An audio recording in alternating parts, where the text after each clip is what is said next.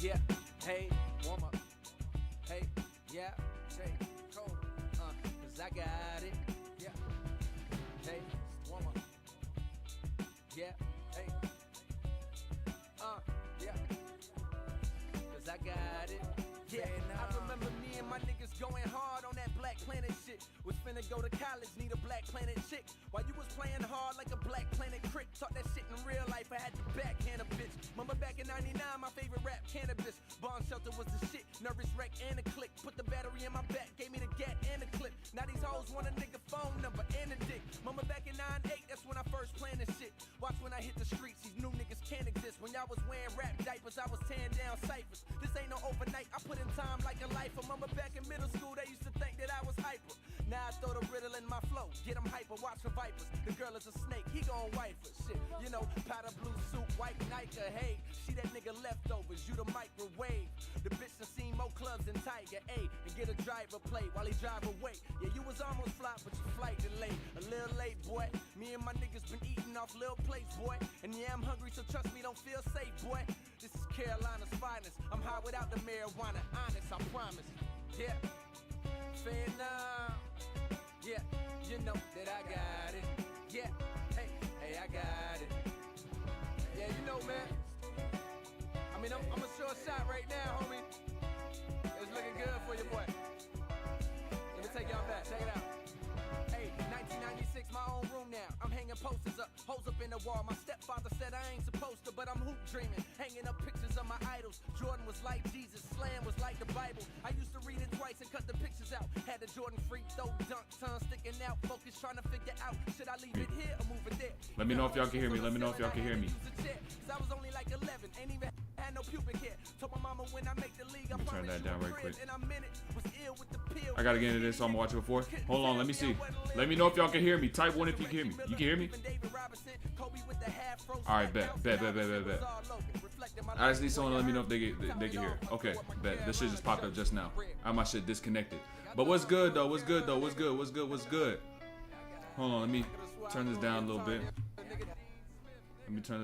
bit. But hold on. I want to talk about a couple things before we even get started with the stream. But of course, I also got to talk about what we about to break down today. CJ McCollum and De'Aaron Fox. I'm trying to get to some players I haven't really got to watch thus far this season, and especially when the playoffs come around, there's gonna be a lot of really good matchups. So De'Aaron Fox, I think I may have watched once. CJ McCollum, I definitely have not watched, and so we most definitely got to peep the two of them because they're two different style of guards, but they both play in a way that's of course is smart because they would not be where they are, nor would a player like De'Aaron Fox be able to make the improvements that he has without playing the game with real skill and knowledge and IQ. So we're going to talk about those two players today. And I do want to focus a little more on CJ McCollum, on his side of the game, because there's a lot of things within his game that y'all aren't really used to and don't really know too much about that can help y'all get really good, right? Could help y'all understand how you must layer your game. And talking about the concept of playing smooth, playing pretty, and all that little stuff, that shit is it really gets lost, especially when it comes down to players like CJ. So I want to talk about that. And also, I got to show y'all, bro. Hold on. Let me show y'all the dunk that I got. I want to peep the Discord as well today. But let me show y'all this. Let me load this up right quick. What's good, Eric? What's good, C? And then little Benj, you said I could catch the stream. Usually don't have the internet connection, but I do today. Where the hell you be at? You don't got no internet connection usually. But hold on, let me show y'all. I need to show y'all what I fucking finally got, bro. I ain't get the East Bay, but it was one of the dunks that I really did. That was on my list. That was on my to get list. And I finally got it, man. I finally got it. Let me just drop it in the Discord right quick. Bro, this nigga trolling again, bro. Bro, if you come here, I'm telling you this now. If you come here trolling 24/7, bro. If you come here trolling 24/7. You gonna have to get booted, bro. Let me drop that at the top of the chat as well. Drop the Patreon as well. I'm about to go crazy on the Patreon this weekend, by the way. I'm about to go dummy on Patreon this weekend. I have 2 breakdowns I'm gonna drop. I'm gonna have a workout, an on-court workout, and then a weight room workout. All dropping this weekend. Hey, Tommy, appreciate that sub. But Hey, I just want to let you know before anything continues. Man. I just want to let you know. But hold on, I need to show y'all this.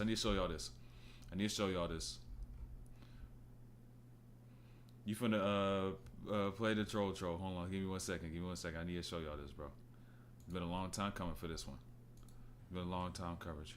It's been a long time coming. You said, why are you so cocky? I'm not, bro. If you think I'm cocky, you need to hang around some like actual people, other people, bro. You need to be in real life to see what it really means to be cocky and get yourself into some basketball environments. Because I don't say anything that does essentially is really cocky. I'm just speaking knowledge. It's just knowledge is just wisdom. So I don't know how you get confused with being cocky with me just speaking facts. That's all I do. What does the term drop mean and what is drop coverage? Actually, I got a lot of shit to talk about drop coverage in today's breakdown. I got a lot of shit in today's breakdown to talk about drop coverage. But, bro, peep this, bro. I've been trying to get this for a while. I got this one time a long ass time ago, but like I never had it recorded. And then every time I tried it after that, I never got it. I ain't get it again. But what was it, yesterday? Yesterday, I was like, okay, let me just go dunk for my jumping workout because the best way to get better at jumping really is to just jump more. And so I was like, all right, fuck it. Let's just see how bouncy we could get today. I was like, let me see how bouncy I could get today. Got this one right here. Got that right here, bro. I was like, finally, bro. Finally. I finally got the 360 windmill. Or 180 if you want to call it 180. But 360 windmill is what I'm going to say. You know what I'm saying? I probably tried a good like 8 times before. But like all those times prior to, I was just like, dog, I know you could get this shit. Like, I was just like, I know you could get it. And it was a matter of me going into that attempt and doing the one thing I always tell y'all to do when y'all shoot, if you want to be able to make shots, which is just feeling good. Before I went into the attempt, I envisioned myself actually getting to make. I felt the feeling it would get if I made it, right? And so I just went into it. I was like, bro, get this shit right here, right now. You're done. Got that shit. Boom. Done. You know what I'm saying? Then I went into the second half of my workout. So I was locked in. How tall am I? I'm 6'1". I'm 6'1". And by the way, anybody that thinks this is genetics, bro, saying I use genetics or my vert is genetics is like telling a person with a natural body they use steroids. That's one of the greatest offenses anyone could say to me. Oh, you got good genetics. You got this, you got that. Because I know the amount of goddamn time I put in so then I can learn how to fucking jump. Right? First and foremost. So anybody come at me saying, oh, this is genetics. You got it naturally. You got this. You got that. Fuck no, I don't. Let me just make that clear. Fuck no, I don't. Because then someone low-key, some shit low-key pissed me off. Someone swiped on my story and said, oh, you got genetics. Good genetics. You got it. Good genetics. I'm like, bro, you don't know how much fucking time I put in. Sitting back, putting in the work, studying physiology, studying anatomy, studying sports performance, then actually going to do the work, recalling all the work I put in before, then bringing this shit all together. I don't think y'all understand how many goddamn hours I done spent just working on vertical jump. And for someone to say, oh, you got that shit natural, that shit to me is offensive. So all this shit I done built. I done had an average vert, probably about 33, 34, and I learned how to actually jump. So first and foremost, let me make that clear. Form shooting workout was good. Yeah, that's one of my ones as to which I tend to go to often, especially the single hand form, because it works on two concepts that I told y'all. And the layers I showed y'all as well. Right? So if you want to know exactly what it is, Patreon's at the top of the chat. But the reason I like that so much is because it forces you to keep the elbow in one, and it forces you also to finish high when you focus on swishes. So those are just the little concepts that are within it. But if you want to know the real layering that I put behind it, and mind you, I got so many layers to that like form shooting set that I also do, but I haven't even posted yet. So I'm gonna post those going along in time. So it could still work on the same thing, but mentally it could give y'all a new stimulus. But it only changing like very small variables within it. So that's a way as to it could keep y'all engaged, but you're still doing the same thing over and over and over again. Do you think having good eyesight helps when shooting or basketball in general? Because I just got glasses. I ain't gonna lie, see. If you look at NBA history, let me not even put it like this. I don't want you to lose hope. So I would say there's not many great players who wear goggles, right? There's not many great players who wear goggles. But doesn't mean you can't be a person who is good with goggles, right? I'm just talking about at the NBA standards, right? I'm just talking about NBA standards. But if you just got glasses and you hoop, it's probably just something you got to get used to. And I think it's something that definitely could be done. It's just that we don't really see anybody wear any goggles. You could wear contacts, yeah. I feel like there's somebody in the NBA who wears contacts. I feel like I've seen someone get their contacts hit out and they like ended up picking that shit up off the floor. But like a lot of bad things can happen if you wear contacts when hooping though. Cause like if you get poked in the eye and that shit could get stuck like in the back of your eye or some shit like that. You know what I'm saying? That's some ugly work. But all Kareem did was fucking hook. That bro. One of the funniest shits I seen this year, bro, was Kareem's skyhook dunk. I ain't never seen that shit till this year, bro. That shit was ugly as shit. That was some of the ugliest things I've ever seen before, bro. Some of the ugliest shit I've never seen before. When you explain dropping and drop coverage, when I start the breakdown, and I'm gonna start the breakdown within 30 minutes of the start of the stream. Locked. 30 minutes of the start of the stream. Let me see if I missed anything. I got hella fast off Olympic lifting and shit. Olympic lifting, I think it could only take you it could only help you get good to a certain extent. Meaning that if you want to hit your full athletic capabilities, right? If you want to tap into ranges as to which goes beyond genetics, you'll have to train specifically for that functional strength of basketball and go beyond that Olympic lifting, because it's not even focused and oriented towards like how you got to move for basketball, right? So now if you begin to get more direct and precise with what you do, it's going to help you get better even quicker and even more. But I think what the Olympic lifting did for you, Eric, is that it probably is how you started lifting. And by just starting lifting, you're going to get better in terms of your physical capabilities, your athleticism overall, right? So if that's the first thing you done did, you're automatically going to get some strength and you're going to probably move better, be a little quicker, jump a little higher, all those little things. But when you really want to tap into that higher tier, that elite level, that's where that specific functional training comes in for basketball. So I follow you. Got a question? Just drop the question. If you got a question, you got to drop the question. But hold on, let me get to you in a second, Mo. Give me 1 second, Mo. I feel like I missed out on a question. He said that's what you call it. I like Hubert said, that's you, Duncan. I know you were bouncy. Hey, like I said before, bro, it's all been built. It was all built. I'm just gonna leave this frame right here in the air right quick as I talk. That shit was tough. That shit was tough. I'm low-key maybe just run that shit back this weekend, depending on how my legs feeling. But Mo, you said, I feel like there's a question I never fully finished answering, bro. Where is it? Oh, C, with the eyesight shit. I think it's something you'll probably just have to get used to. You'll just have to get accustomed to it. Just get your reps in.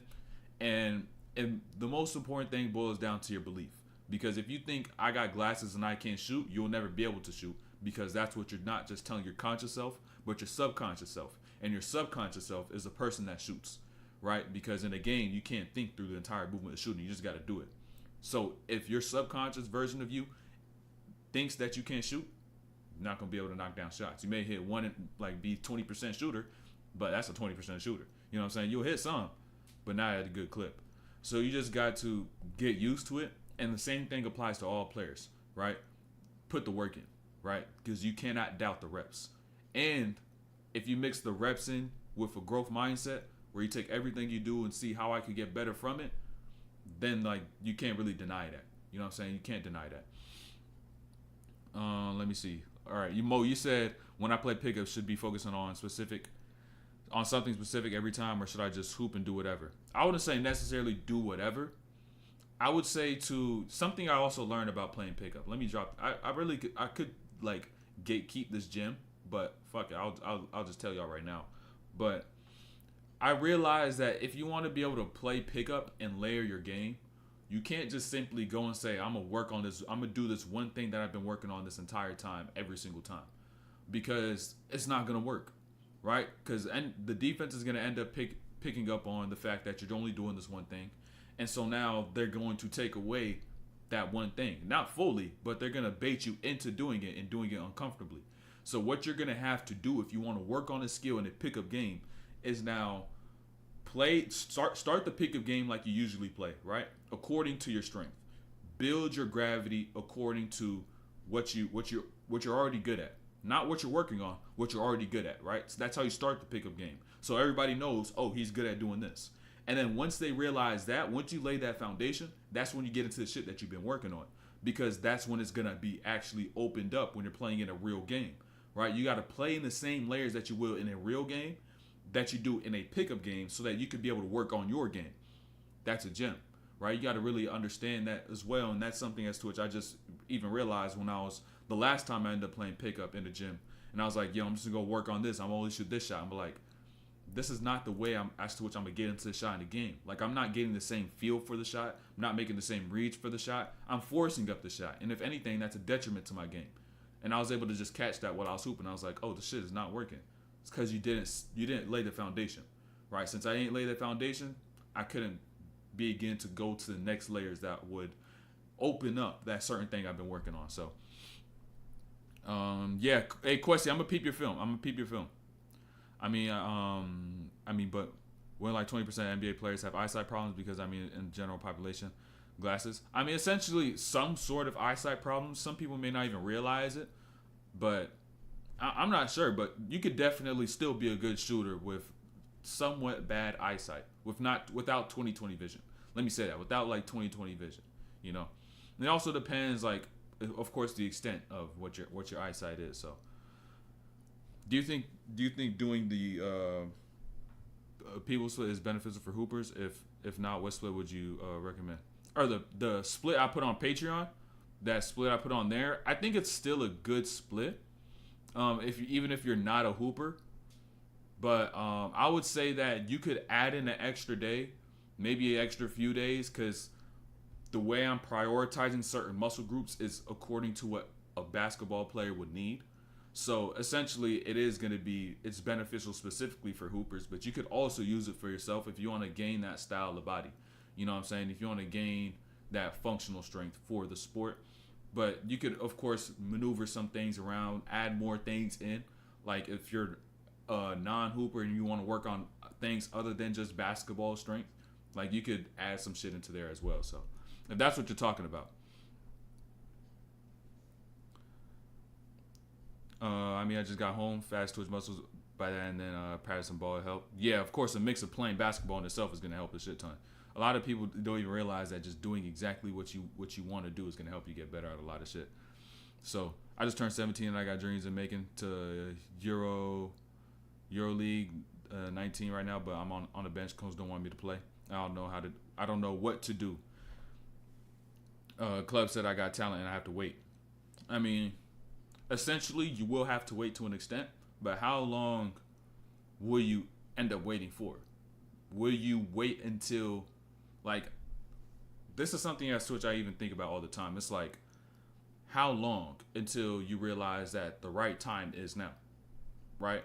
You're going to continue to sit back and wait and just go about things the same way you've been doing before, and you're going to produce the same exact result, and you're anticipating a perfect opportunity.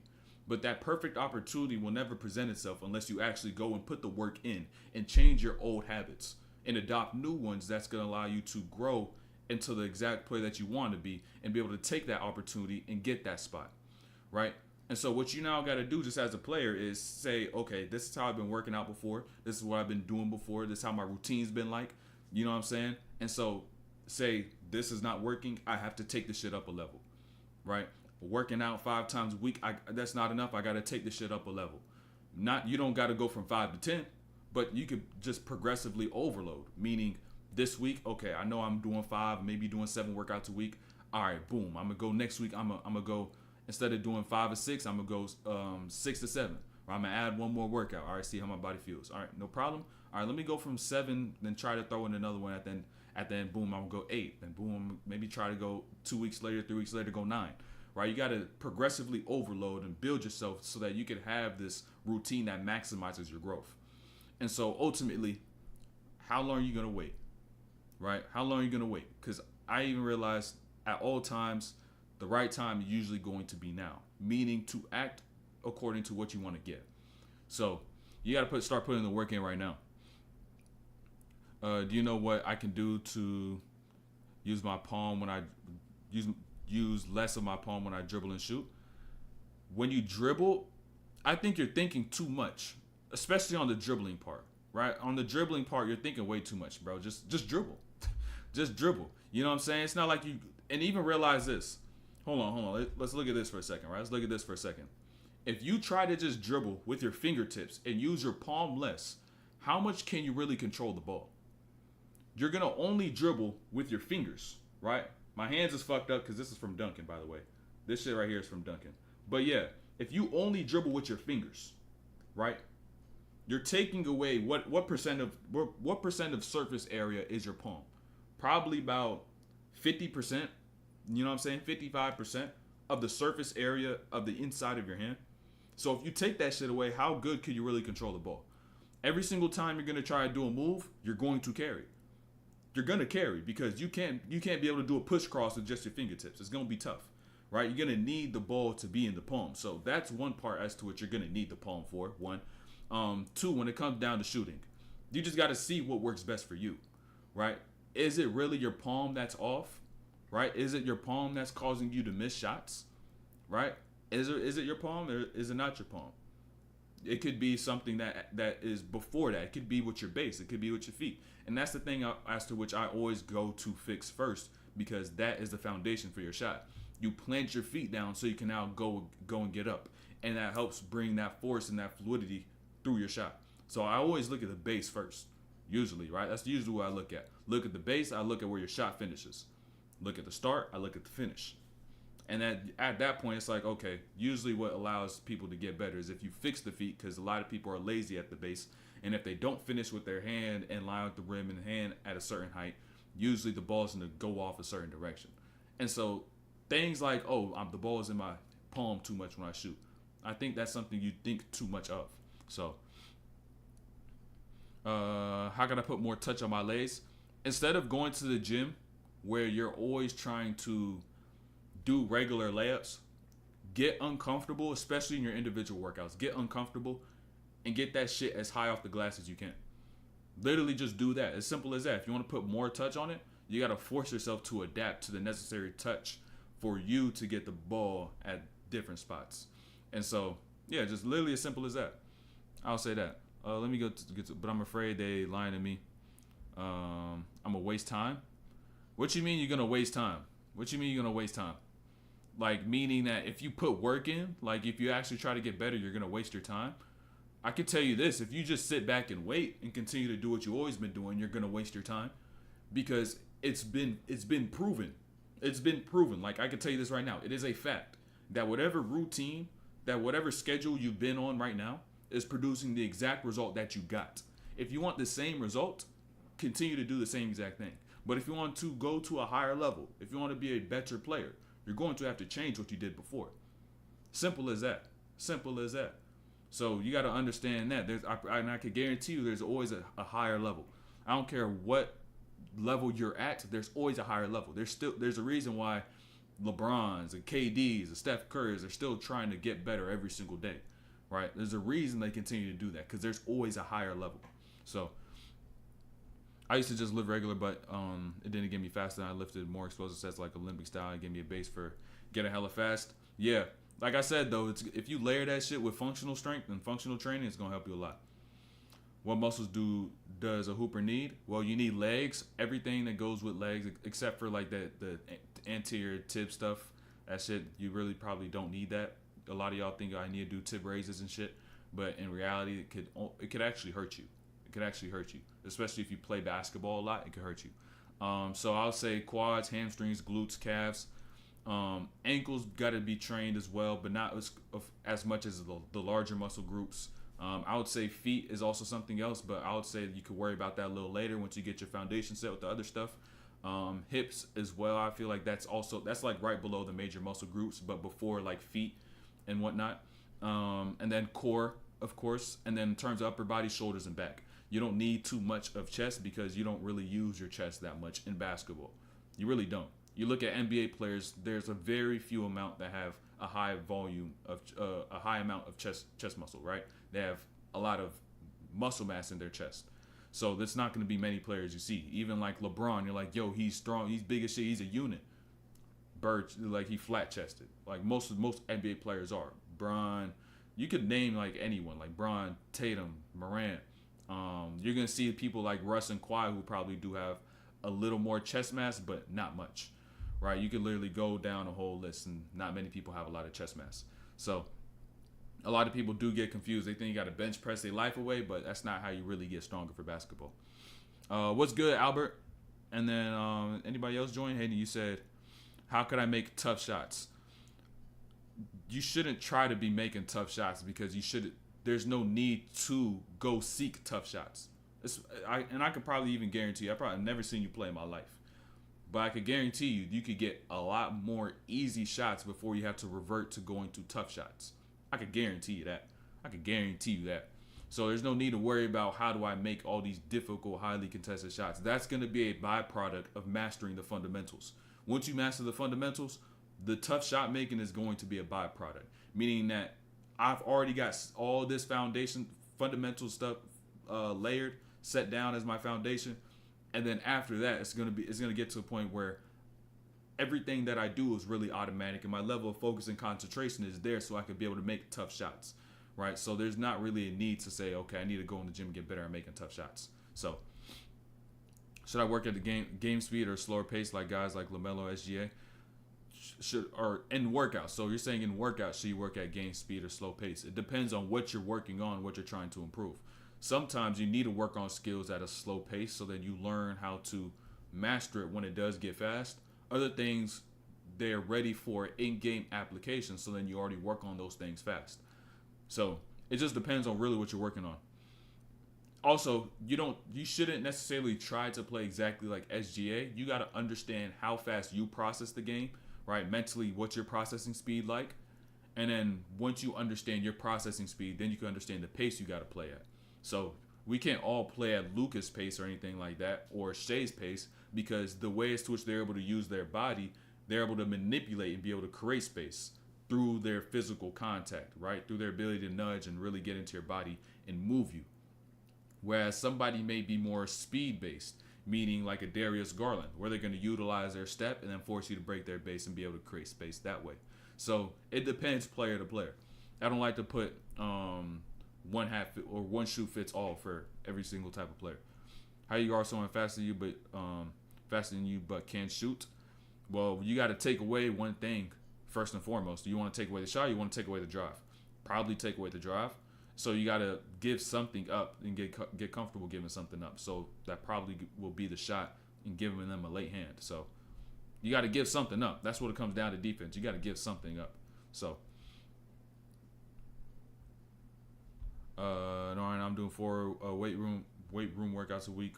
1 a week at Patreon workout, basketball practice 4 times a week, and stretching every day, plus film. So if you're doing basketball practice 4 times a week and lifting 4 times a week, where's your individual skill workout at? Right? Where's your if it's basketball practice, you're not really in team practices, you're not working on skills. You're not really working on your individual skill set, which is why when I was in high school, there would not be a day where I would just simply go to team practice and that's it. That's what everybody else did. For me, I knew I lacked the individual skill. So I knew I had to go and find a way to get something done for individual skill, right? Because when you're in team practices, you're running through sets. You may get 20 shots up, 30 shots up in a team practice. I don't know, depends. Because sometimes they go live and sometimes you may do, depends on what your coach structures. But you're not really going to get anything over 50 shots in a team practice, right? So that's where it comes in. You got to work on your game by yourself, right? You got to work on your game by yourself, meaning that you understand what you got to add so that you can be able to maximize your opportunities within your team system. So you got to get those individual workouts in. You know what I'm saying? That's where you got to take that next step and be able to improve. You said, but I want to look good for the ladies. You talking about the chest muscle shit? I mean, you could, like, for show muscle. There's an extent as to which you could gain some, but it won't really hurt you much. But it's once you get to the point where you're trying to really get strong as shit, you know what I'm saying? That it's like that's where it's gonna start hurting you in your movement. So Of course, like I said, you could do it to a certain extent. You look like Darius Garland a little bit, bro. When I be in the gym, I was in the gym. Whatchamacallit, like a couple weeks ago, or like every now and then when a certain group of people come in, and one dude will call me Darius Garland when I have my hair tied up and shit. I'm like, I get called so many different names, bro. Shit's ridiculous. Who's a good person to watch to get better at fundamentals?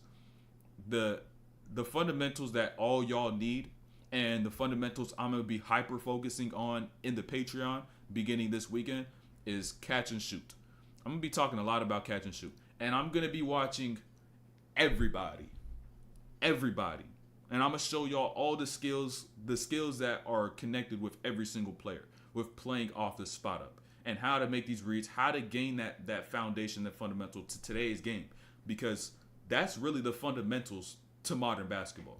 Playing off the spot up is the key fundamental, right? The dribbling stuff to an extent, but I can guarantee you, if you know how to play off the spot up, you'll find a spot on the team. I can guarantee you that. You know what I'm saying? Everybody needs to be able to space the floor. And so that's one thing as to which I will always I'll continue to drill that home. I'm going to show y'all, this weekend, by the way, I'm going to show y'all all the footworks. Like, I literally have a notes section. I have a section in my notes. Let me even see if I still got it right here. Let me see this shit right quick. Where is it at?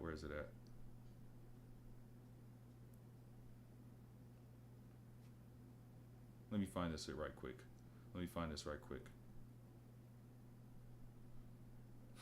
I have a whole list right here in my notes. I don't want to show the whole thing, but I have a whole list in my notes. Whereas that's like half the list. Where I have that's like 30 different, or maybe like 20 different style of footworks for a bunch of different scenarios that I always worked on. And I'm about to complete that out and then show y'all all the reads and how to work on it and how to get better at it. So I would say that's the fundamentals to today's game. So just watch players play off the catch. That's all I want you to do. You can just watch players play off the catch. When the ball gets swung around, when they get into the paint, kick out, right? You can just watch those. Just watch all that stuff, because everybody has to do it, especially in today's NBA. So I want y'all to be able to learn how to make those reads. What's the best individual workout for improved change of pace to attack the basket? That's tough. It's a tough thing. I never really had a workout where I was like, let me necessarily work on change of pace, or I probably have in time. But I'll tell you this, at least for me, when I improved my body and my ability to control my body, that's when it got easier for me to change pace, and that it was a byproduct of improving my functional strength, so that I could be able to, and I was able to do those things. So comes naturally. You train it. You definitely train it. Most definitely train playing smooth. It boils down to body control. But Quessy, I'm about to peep your stuff right here. I'm about to peep this. And a little bit of Cam Thomas. I ain't gonna lie, Cam Thomas is crazy. A good catch and shoot is Grayson Allen. Yeah, great spot up player. Just understanding the reads, and you got to even see beyond just him shooting. Just look at the type of situations he's in and the type of shots he's gonna end up taking.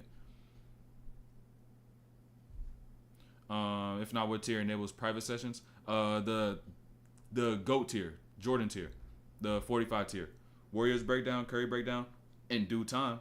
I'm about to. I was gonna do that for this weekend, but I was watching the Kings game, the Pelicans game, and there's just so much shit in terms of footwork. I'm gonna show y'all on that as well. So like, it's gonna be within all players. Like, I'm gonna show you all the different types. All the different types of footworks, all the different scenarios, and all that stuff. So lock in. I did it yesterday and today. Yesterday took me 30 minutes and today an hour 20 minutes.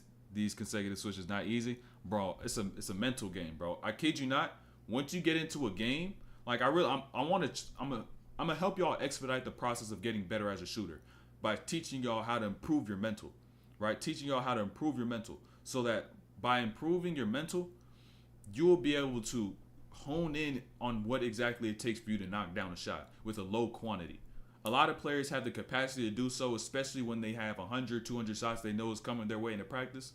But when it's a game, right, and you got to be able to dilate and get your eyes dilated on the rim, you got to be able to focus, lock in on looking from this way, going this way, and looking at the rim in a split second, doing all those little things and being prepared for your mind focusing on the ball screen, on a certain read, your coach telling you this, and then you're in a spot, now you got a shot chance to take a shot. Like I'm gonna teach y'all that stuff and show y'all how to progress through it without needing to go through 3 months of form shooting. So James tier and GOAT tier if you don't live in the U.S. So the LeBron tier, the James tier, that one you could send me messages throughout the entire day and I'll respond like as soon as I can. And then on the GOAT tier, I give y'all not just, you also have the messaging throughout the day, right? The message one-on-one responses throughout the day, every single day, and then also a one-on-one call every single month, like one 30-minute call every single month. All right, let me get to this because I said I need to start this breakdown on time, at least efficiently. I want to be done stream by 6 just to get efficient. First game I played minute 40. Second game I played 0. Third game I played 12, 2, 2, and 2. Am I gonna hold on? Am I gonna have my next game tomorrow? What you mean? Like you gonna have a better game tomorrow? I mean that should be your goal.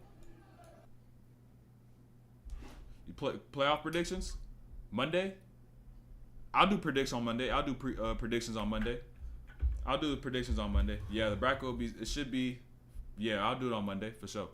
And because the last regular season game is on Sunday. I got y'all.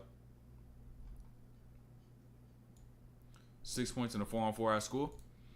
How the 6 points come by, and what did the non-points, the points that you did not score look like? That's how you got to get better. You got to look at how you did not score instead of how you scored.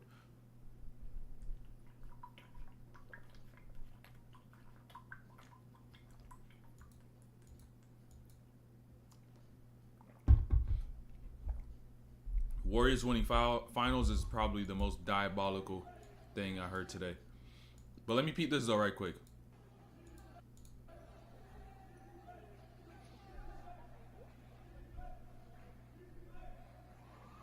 You play very tall though. You play very tall, even with pressure. Did he travel?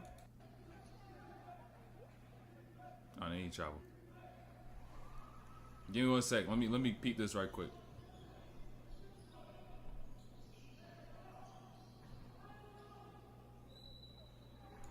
Little things like that, I'm telling y'all. Hold on, I went back way too goddamn much. That's a great pump fake though. That's a good pump fake though.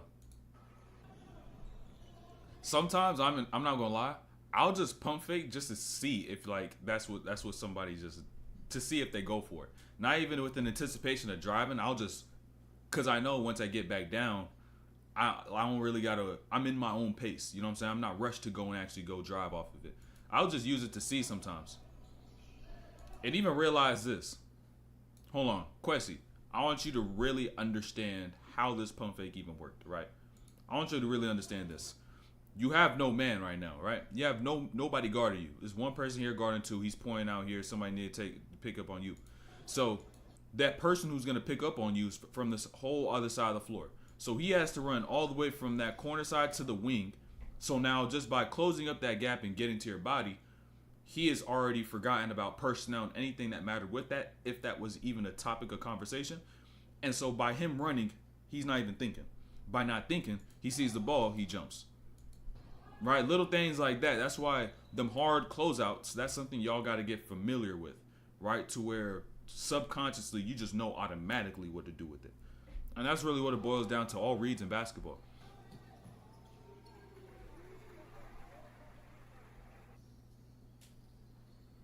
And I kid you not too, is that when I was playing, like the main thing I was doing was just watching the same shit over and over and over again, according to the reads that I would tend to see, so that I know exactly what I must do when I have this much time, when I have that much time. You know what I'm saying? In the real course of a game. I'll be watching the same shit over and over. The same type of reads, situations. I'll be spamming them crazy. That's the end of it? Is there anything on this play? I would say one thing you could really use to your advantage, though, is getting strong in low ranges, so that once you play against guys like this height, they cannot get underneath your hips, and then you really do unlock your ability to finish over anybody, because low man wins. If you're able to get lower than them or just as low and be able to use your size, you got it. You got it. How do I get better at changing speed and direction at the rim? at the right time. Because when I record myself, I seem to change speeds early or late. Early or late changes the speed. I feel as though if you understand why you're changing speeds and not according to when you're changing speeds, meaning that when you make a move, you're visualizing what's going on, and now you're like, okay, I'm changing the speed at this time because the defender's doing this. That's when it's going to begin to make sense. You're going to change speeds at the right time, right? It's not about when you do it, it's why you do it. Essentially, when does follow suit with why, but you got to understand the reads that's going on to see when should you even change pace. Because who said it is early or it is too late, especially if you're recording yourself with no defense. So, you know what I'm saying? So, you got to visualize the game. You got to really visualize the game. And that's something as to which I'm going to really push forward in the Patreon, because I'm going to show y'all a lot of the same shit. So, by the time we get into the gym, I get y'all going through the workouts and shit, y'all could really visualize everything that's going on. Favorite thing to do when forced left? You talking to me? I mean, I just be flowing. Like, I don't really have a one thing I do when I go a certain way. It's just about how somebody guards me. It really depends how somebody guards me. If someone's forcing me left, if I'm in the triple threat and I got that left pocket, it's going up over the top every time, I can tell you that. And you can't do nothing about it because the way I'm reading it at the current moment, I got the shot. If I shoot it, just know you can't stop it by the way you're already guarding me. And if you try to think, oh, I'm going to get a hand out quick before you even get the ball up, pump fake, go by. You know what I'm saying? Little things like that to where people think, oh, I could be a step ahead and I'll just leave them with this. And nah, when you really play the game freely, good luck. The reason you're guarding me this way is why I took that shot in the first place. So I'm a 5'5" point guard, one of the best. One of the best and my favorite players, SGA. Should I watch shorter players? Is it okay to watch him? I would say watch players that you move like. Watch players that you move like. Meaning that when you get at the certain levels that you play at, the way you make certain moves, the moves that you're comfortable with, watch those players. Because SGA is very mid-range based, and if you're 5'5", it's going to be tough to play in the mid-range because how compact it is. You're going to need to create a lot of space and a lot of room. So, is it necessary to use floaters? Everybody needs a floater. I say small guards need a floater, and I say bigs need a floater. And I think you'll encounter players that you'll need to use a floater on because you just can't finish over them if you continue to play, like progress through levels. So I wouldn't say it's something you got to hyper focus on right now, like something you got to put a bunch of time to, but like you got to see what your game needs, what you got to focus on that, but in time you'll probably need it. And it might be now. You just got to reflect. You got to reflect. But I would say the most important thing now maybe just getting comfortable playing low. I'll say that's probably the best thing. How could I become a beast, like really strong and physical? Should I add even more weight or should I increase my testosterone? Bro, no. You gotta love what you have, bro. You got the physique that you have for a reason. And if you try to put on a bunch of muscle while you're 17, you're gonna be playing like dog shit. I'll tell you that. You're gonna be so much slower. Your moves are gonna be so much worse. Like your body, in terms of susceptibility to injury, it's going to be much higher because you just have more weight on your frame and you're trying to make these moves with a whole bunch of force, but you don't have the amount of you haven't built the resistance through your entire body, whether it may be your bones, through your ligaments and anything like that, so that you could be able to deal with all this level of force. And so ultimately it's going to hurt you again if you try to put on weight like that, and your body's probably not going to do so because your body just doesn't even want that much weight on. So a lot of y'all think, oh, I just got to get bigger, I got to get stronger, but you're going to get worse at moving if you do so. You're going to get slower. You're going to jump. Not going to jump as high. Like all that stuff is going to go down, and so ultimately your game's going to get worse because you're not built to even play basketball at that point. Oh, yo, what's good? Oh, what's good? Obi, what's good? How do you create space in mid-range as an undersized guard? SGA, bro. All y'all say SGA PG play style. Like it's hard. It's getting hard to believe every single one of y'all play like SGA. It's getting tough. It's getting tough, bro. I think y'all just need to watch more people. Y'all need to watch more hoopers because there's no way there's this many SGAs, bro. I ain't gonna lie. There's no way there's just many SGAs and shit. Like it may be like nice to see him score that many points that way, but how should I score? What skills am I blessed with so that I can be able to go and score? You may not be a SGA. You may really be a Mike Conley or some shit. You may not be like one of them elite, you know what I'm saying, like best score in the league play styles. It may be the most appealing, but does it really fit your game?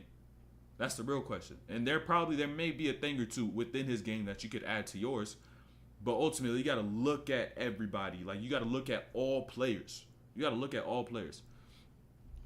Aura is real. That's shit crazy, bro. It's like there's no way all y'all play like SGA, bro. There's no way. And y'all, like I said, y'all can even send videos of y'all hooping in the Discord, and I'll help y'all pinpoint who you move like and who you really do play like. Because sometimes you may be trying to force yourself to play a way as to what you should even be playing, and that may be hurting your game entirely. I feel like that my work isn't showing the game. I work on reads and shots, and I know I'll get in game, but when the game time starts, I go blank. It seems like you got to work on some mental stuff, that mental aspect of the game. And sometimes you even got to get yourself in the game and understand the amount of work you put in, and almost play. I want you to go try to play arrogantly one time. It may hurt, it may sound bad, but I want you to go play and be like, yo, I'm like that. Doesn't mean you take every single shot every single time you get one, but when you want to do something, you do it and you don't hesitate about it. That's what I mean by playing arrogantly. Let me see. Where was I? How do I change my shooting form? You change your shooting form according to what you need to change for you to actually make more shots. And I need to get into this breakdown because I have overdone my stay of pre-stream chat. What is the most efficient move? Most efficient move? It's tough to say.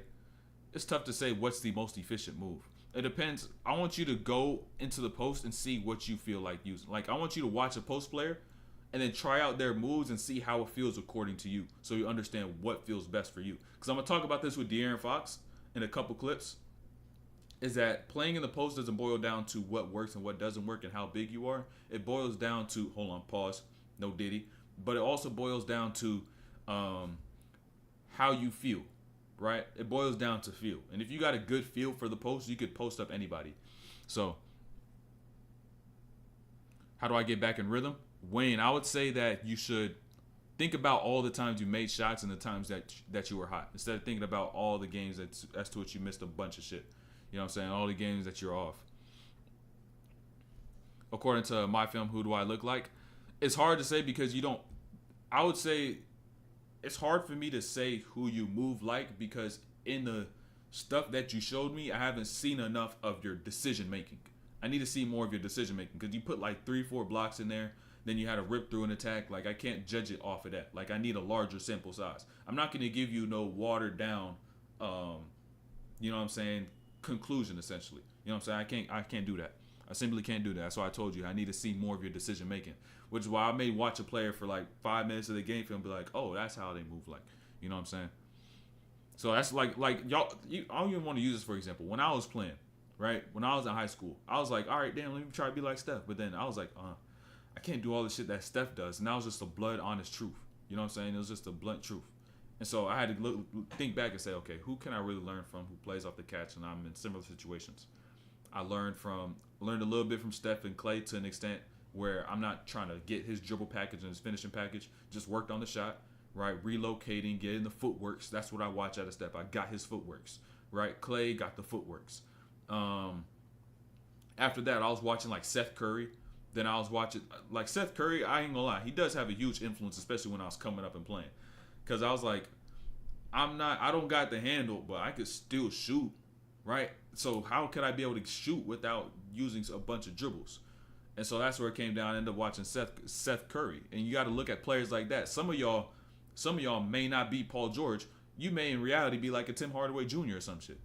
He's still nice as shit too, and that's the thing about it. He's still nice as shit. All them dudes is nice. It's just that everybody always want to look at the top 30 players. You know what I'm saying? But that's not what it really should be. But hold on, what's your jump shot going to the right too often? You got to look at your shot. It may be your follow through. I would, off the rip, if it's always going right, you probably flare out right with your shot often. So you may be flaring out right. Elbow may not be in, or you're finishing out like this, right? But you need to finish in line with the rim. So I'll say that. I'll say it might just be that. All right, let me see what I got here. But then after this, I'm gonna get to this breakdown. But you said Zephaniah. You said I'm currently practicing being consistent from 3, but my mid range is tough. I'm an elite finisher. I'm not saying I play like SGA because I play like De'Aaron Fox, Donovan Mitchell, Russ. And so hold on. Did you have something else before that? Oh no, you didn't have nothing before that. So should you watch him? Should you watch SGA? You should watch players that have skills that you need to add into your game. You shouldn't just watch a player to watch a player. That's where the shit all gets fucked up. That's where shit gets fucked up. You gotta watch people who do things as to which you need to add into your game. You need to add to your game, by the way. You need, not I want, right? Meaning, oh, damn, he has a nice step back. Let me add that because I want it in my bag. Do you need it though? Right? Meaning that in the sets that you get in with your team, with your AAU team or your high school team or your club team, whatever it might be, what type of situations am I in? How could I maximize these different situations and opportunities? And then what skills within those opportunities do I not have, and what do I do have, and how could I layer that with the things that I do have? Y'all got to understand that if you want to be able to actually build your game out. Y'all got to really understand that. Where was this? I was averaging like 30 a game and just being confident, but then I got sick, and now I'm back stuck like 7 points. That's a crazy drop-off, Flaxy. That's a crazy drop-off if I've ever heard a drop-off in my damn life. What'd you think? 30 points to 7 points is crazy. Seems like you just got to... something I don't know what's going on, gang. I don't know what's necessarily going on with that one. That's kind of wild right there. That's the first time I've heard that shit before. You aggressive, you like playing defense too? That's a good thing to have as well. Also communicate anytime you're on defense. This is the easiest way to get playing time and to get noticed. What do you think? I'm trying out this new form of mental practices where you imagine you're making free throws by study. It should work.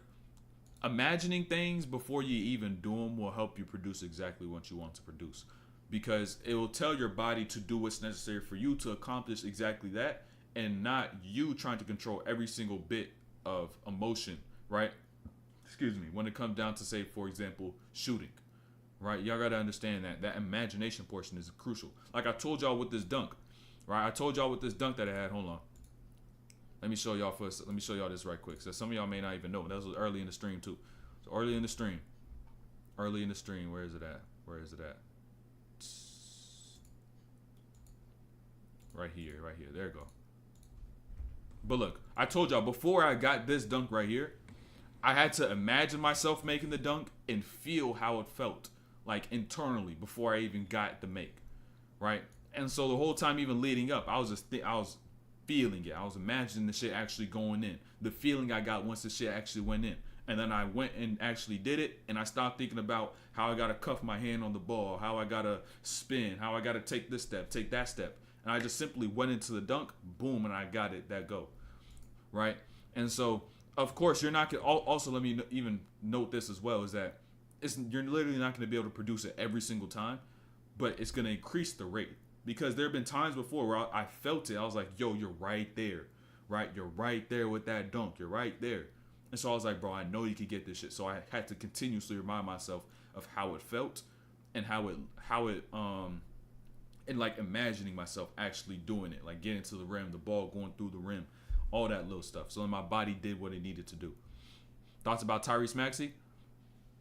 I would say one last time with this. Last time before we get out of here, that shit's tough, bro. I could watch that shit all day, bro, because I worked so fucking hard to get that shit, bro. God damn, bro. So many damn hours. And now I just got to get this East Bay. Things like that, it's just like, bro, ain't no limit to the shit that you could do. Ain't no limit. But hold on, I feel like I missed something else. So hold on. Matt Sat 843 said, how can I become, let me go up in the chat right quick. How can I become a better big guard? I mean, I'm undersized, but like to create contact and play in the post. So how could you become a better big guard? Being more direct in your workouts, watching the right players. So if there's someone like Jalen Brunson you do resonate with, I would say, okay, let me start watching little things about Jalen Brunson. Let me go try it and see if I like it and see if I got the same feel for it. If I don't, drop it and continue to keep it going. Or you could look at a different style of a big guard who may not be like a shorter big guard, but I don't know. You got to look at players as to what you feel as though look at all players, by the way. I want you to do this. This is your homework assignment, right? For basketball. Just look at a roster full of players. Look at teams and see, okay, what type of player may have a similar frame, may have a similar play style that I might know of. But it made it a lot easier for me because I did watch a lot of basketball, but I don't know how much basketball y'all watch to even understand like the role players on certain teams. But really analyze all players that you see and see, okay, do I connect with them? Right? Look at all players and don't just look at the top 20, the top 30. Look at all players. Do that, and then you'll be able to find the players as to which you got to build your game around. It can help you a lot. Is moving like Dennis Schroeder good? I mean, if you're getting your shit off, it don't matter. You know what I'm saying? Dennis Schroeder also is quick as shit, so he's also quick as shit. And he said thoughts about Tyrese Maxey. Tyrese Maxey is nice. I ain't gonna lie, he is nice. I don't know if he's gonna make an All-NBA team though. It's gonna be tough. It's gonna be tough to make that All-NBA team. I'll say that.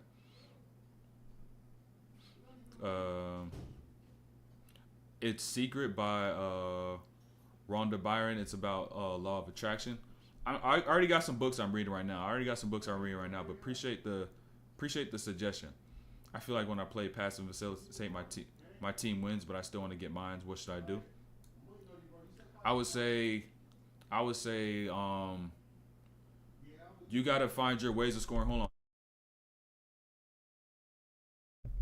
But I would say that when you play, if you play passive and facilitate, that means you don't really have an offensive game to be able to score. So that now once you end up getting to a point where it's like, okay, I lost my train of thought. You need to build yourself a way to score so that you can trust yourself and your team can trust yourself. Let me put it like that. What books I'm reading right now? Outwitting the Devil, Ultra Learning, and those are really the main two I'm reading right now.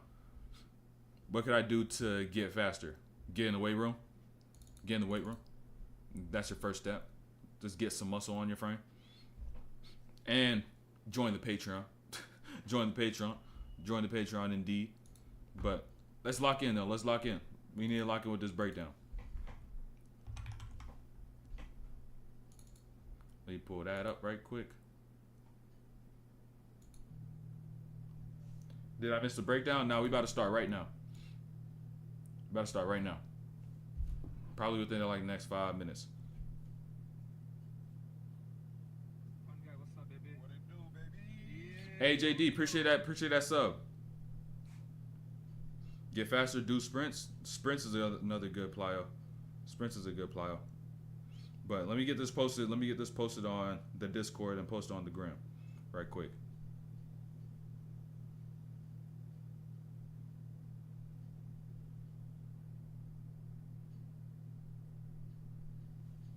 Hold on. Boom.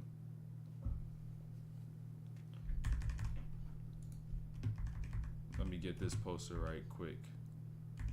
Let's find a bucket. Boom, that's a bucket right there. Hold on.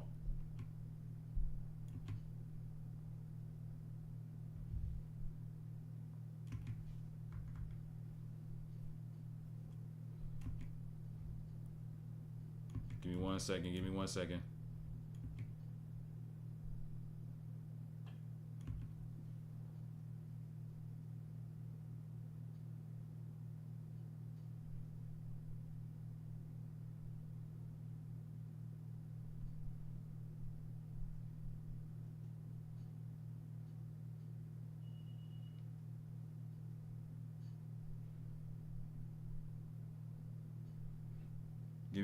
Give me one second.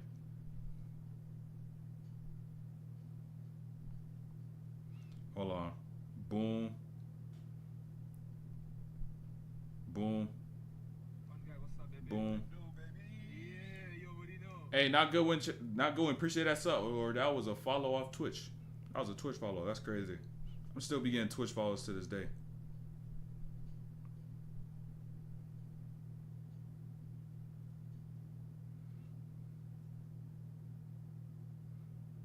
Boom. Boom. Boom. There we go. All right, we locked in. We about to get started. Let me bring that back. Let me bring that down.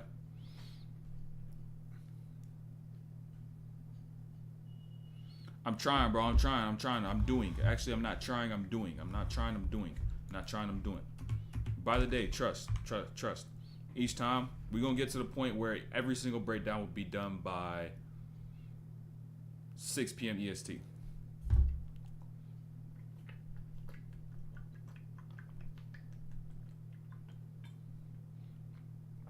Also, you got to understand that getting yours isn't always scoring. Who said it has to be you getting an abundance of buckets? You know, maybe that's just not your game to be the one to get 30 points, 40 points, or whatever, right? Maybe it may just not be your style of play. Maybe that's not the impact that you got to have on the game. And also, let me drop this in the Discord right quick. We're going to drop this in the Discord when we get started.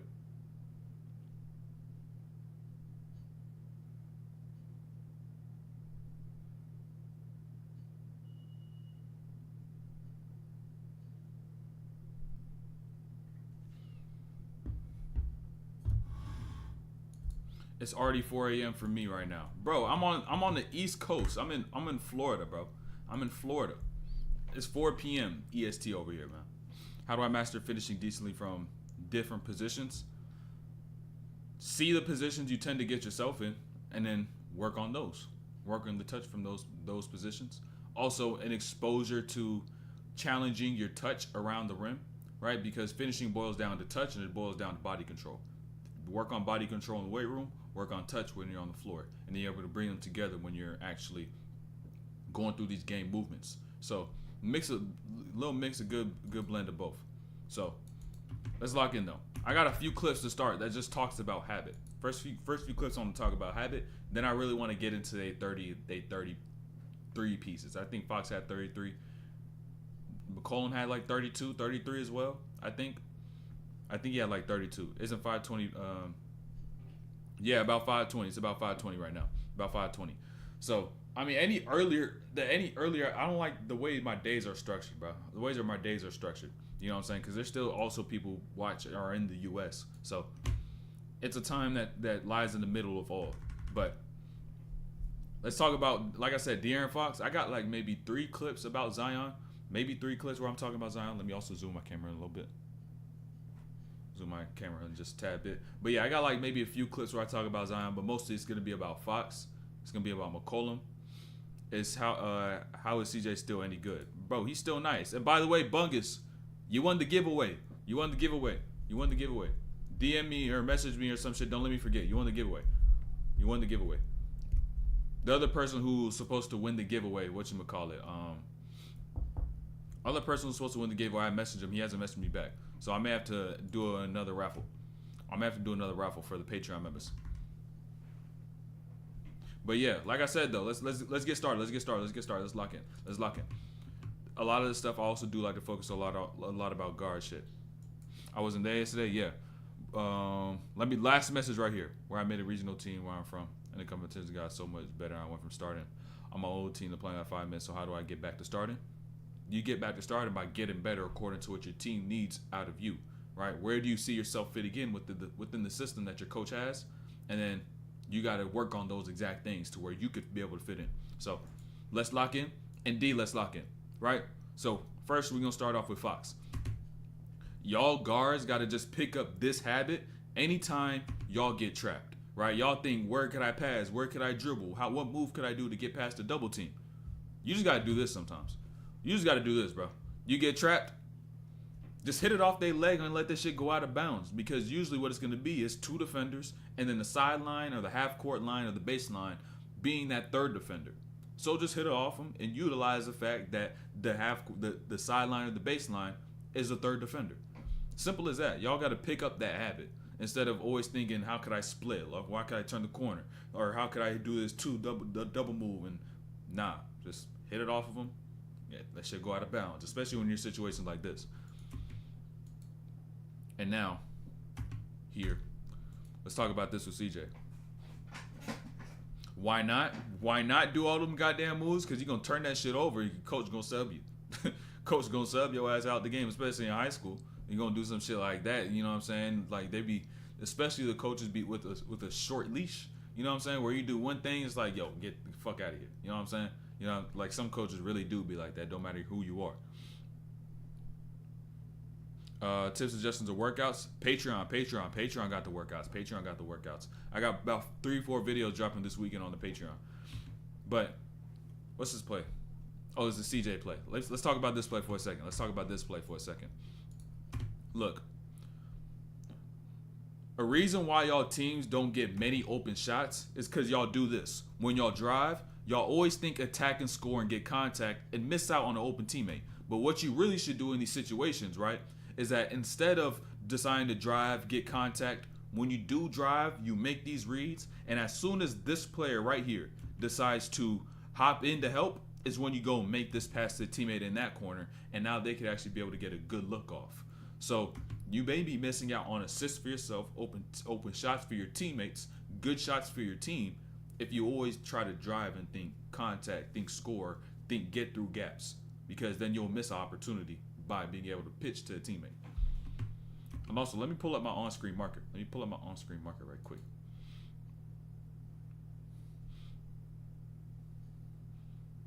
Boom, let's go right there. Hold on, you said I'm gonna try to get that mellow workout on Patreon. Looks tough, but I would say honestly the PG tier is probably the best one because you get everything. But the mellow tier, you just get the breakdowns, meaning that you'll get the visuals of what I'm gonna show y'all, but you won't also get the weight room stuff. You won't then also get the the weight room stuff, the on-court workouts. Then you could apply all this other stuff. What is your goal? If you're talking, if you're talking grand scheme of everything that's what I do on a day-to-day basis, like my over, if you talking purpose, it extends beyond basketball, and it reaches to impact in ways as to which I could be able to not just provide knowledge and wisdom to people who are disadvantaged and don't have the resources, but also be able to provide the actual physical resources to help y'all be able to work towards the goals as to which y'all strive to be able to accomplish. Right? It goes beyond that, and there's more to that. But right now, we got to lock in and focus on the present, because if I get myself out of where I am right now, it's not going to be able to allow me to build myself to where I want to get to. That's a conversation for a different day. But let's talk about this. We're going to start talking about CJ and really locking down what they're doing. Where am I playing right now? I'm not playing nowhere right now. Well, let's get a quick little intro about CJ, right? CJ McCollum is probably a top 3, top 5 smoothest guards in the league still to this day. But you got to understand, when he hits moves like this, right, like he's about to when he gets this opportunity here, it's not because I'm going to this trying to be pretty like a lot of hoopers think, right? You got to understand, when CJ McCollum gets this right here, he rips through. Look at Harrison Barnes. He helps in. I can't get to the lane. I got Zion on my right side, who's a non-shooter, and Valanciunas, who's also on that side, so Zion cannot drive. And so what am I going to do? Stop, and I'm going to get back into my shot, and he could take a shot like this, because watch his balance, right? Look at his shoulders and look at his core. When he shoots that quick release, that shit doesn't move from start to finish. And that's why a player like CJ McCollum is smooth. That body control. Let's really start getting cooking. CJ underrated? Indeed. Now, CJ McCollum just hit that last three. And now, in a situation like this, Harrison Barnes picks up. You're like, oh, you got some room. You could pull that. He could pull that. But you got to understand time and place. It's extremely important because you're about 4 minutes into the game, playing in transition. You got Zion running down. He's the furthest player down. So if Zion gets the ball here, that means he could be able to catch this and then be able to attack before the defense gets set in on them like they will do in the half court. So he's helping Zion build his rhythm early while the defense isn't set, and he could go at Sabonis one-on-one. You got to put your teammates ahead of yourself at times, because even though you can't do something, a shot like that will go much further down the road. And now here, I want to talk about these two plays right here. I'm going to put these in full speed. So you got to understand. In plays like this, if it ain't broke, don't fix it. Valanciunas got Harrison Barnes. That's a mismatch. Now notice where the double team comes from, right? Keegan Murray comes from the person comes from Herb Jones, who's at the top of the key, right? He's the non-shooter, but he shoots 41%, which is crazy. So double team comes here. Davion Mitchell lay on that rotation. He hits that. Jose Alvarado was really the reason why he was even open, right? I want y'all to peep this. Look at this. Once Valanciunas gets this catch, Jose Alvarado is really on the wing.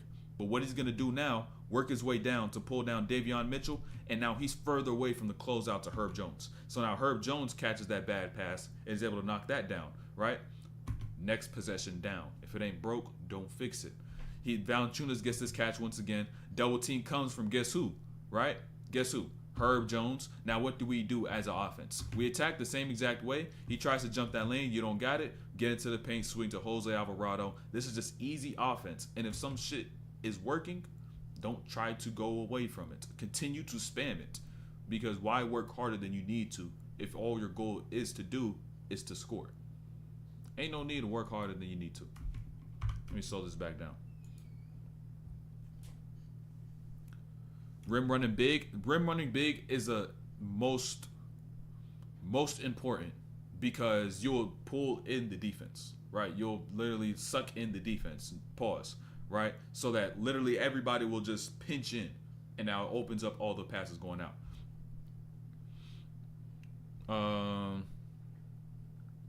Who would you say said in the NBA doesn't try anything outside of fundamentals? I mean, it's tough to say. Like, it's hard to even say like, oh, he does anything outside of fundamentals, because when you get to a level of greatness, you're gonna need a level of creativity. You know what I'm saying? Like, I think it's just an agenda that's really been pushed across. Like, if you probably go back and look at Tim Duncan, he's probably got some shit that's like, yo, that's not really fundamentals. Because if you keep everything at the fundamental at that same level, right? If you keep everything at that same level, you're gonna get easy to guard. But now you got to add layers, and those layers are built on fundamentals, but they aren't quite fundamentals, right? The only reason they work is because they're built off fundamentals. A lot of people try to make the layers their foundation, right? They try to make the layers their actual fundamentals, but those are two completely different things. So it's hard to say like there's one person who literally played only fundamentally. All great players have great fundamentals. Literally all great players. Steph has great fundamentals. Bron, KD, you must have fundamentals according to what your game is, right? Not everyone's going to have the same exact ones, meaning that Bron isn't going to have the type of fundamentals to shooting that Steph has, nor is Steph going to have the exact fundamentals when he started his game that Bron has when it comes to passing, right? It's all different. It's all going to be different. Then I forgot McCollum, Brunson's, Anthony Simons. Anthony is tough too. He's just bad situation this year, injury, all that shit. Fucking Blazers is fucking dog water. He went to my high school, by the way. He went to my high school. But let's talk about De'Aaron Fox for a second. D-Fox. I want to talk about this concept. Is Curry clutch? Yeah. Curry is clutch. It's just that he ain't really have many clutch opportunities because he wasn't playing in close games for a lot of his career. Too much talent to get caught up on 1 to 2 players. Indeed, bro. I be trying to tell y'all. I continuously grow an appreciation for role players as time goes along. Like a Trey Murphy. Bro, if I was like in high school, dog, like if I was like one of them players who were like gifted and like talented, like had that athleticism and whatnot, I would look at a Trey Murphy. He's 6'9", sniper, athleticism, crazy. You know what I'm saying? Like, I would be watching a Trey Murphy and like really build my game that way at that size, because that's going to become the real 3-and-D players of the NBA going forward. And if you want to be able to make good money, if that's the reason why you do it for, right? Trey Murphy, his play style is the wave. You're going to always find a spot on the team. Trey Murphy going to have a long-ass NBA career, I can tell you that. Trey Murphy going to have a long-ass career. Long career, right? Because he's able to play defense, shoot threes, and he's fucking like 6'10". Crazy, bro. I'm trying to tell y'all. Little things like that. Like, you don't gotta be LeBron James. You know what I'm saying? You should be the greatest version of yourself. And that's all the greats were. They're the greatest version of themselves. They found whatever it is that they do, they got good as shit at it. You know what I'm saying? Like Jabari Smith is another one of them players where he just embraces what he does. He can have a long ass career. He gets efficient with shooting threes. Tough as shit. Jeff Green, version 2. I don't know about Jeff Green. Maybe. I think Trey Murphy could add layers to his game. He could really add some layers to his game though. The NASA's breakdown is fucking ridiculous. That's crazy, bro. I don't know if we ever see that day. But I want y'all to understand this, right? Look, Jose Alvarado picked up De'Aaron Fox full court right now, right? And he's trying to put a little pressure on him. But you got to understand this. When you got to attack, low man wins. But the low man wins only when the low man gets low at the right time. So in a situation where this screen is on this left side, and now when De'Aaron Fox decides to now go left, look at what's left. You've got Trey Murphy all the way guarding at the corner on number 7. I think his name, what's his name? Kukovskov? Kankuzkov or some shit like that, bro. I forgot to say his name. My bad, though. But you got him all the way down the left side. Kankuzkov, whatever his name is, right? And so he has all this room on the left side to turn the corner, and he's already lower than Jose Alvarado, who was low the entire time he guarded him. He just got low at the right time, so now he could be able to spin to the middle and be able to get to that flow. You got to get low when there's an angle, right? You got to get low when there's an angle, not just try to get low at every single point in time, because sometimes you may just be working a little too hard. Pritchard, low man wins. Low man wins. Indeed. Low man wins. That's why I try to tell y'all. Y'all got to get strong in the weight room. I ain't gonna lie. I forgot what his name was, bro. I remember that shit. That shit had 3 Ks in it, bro. That bill was. I thought that shit was a little different than now. That bill was like Kunkuvkov and King. I forgot, bro. I thought his name had King in it for a second, bro. But let's talk about De'Aaron. Right, De'Aaron. This year, De'Aaron took a crazy leap because he added this one thing, which you're going to see on display. He added this one thing, which is his ability just to add in a 3 that he got efficient in. But not just all 3s, but the condensed, the simplified 3s. The ones where you don't need to step back and have all this movement, because his game is based on speed. And with the game based upon speed, I don't need to sit here and try to get all these fast moves. I just need the ones that's going to get you up, and then I can be able to get around and turn the corner. That's all he needs. That's the only type of 3s De'Aaron Fox needs. And now this play is going to show you one thing as well. Vazenkov, that's what it was, bro. I thought that shit had like fucking a whole bunch of shit in it, bro. I forgot it. But peep this though. Peep this. Look, De'Aaron Fox is fast as shit.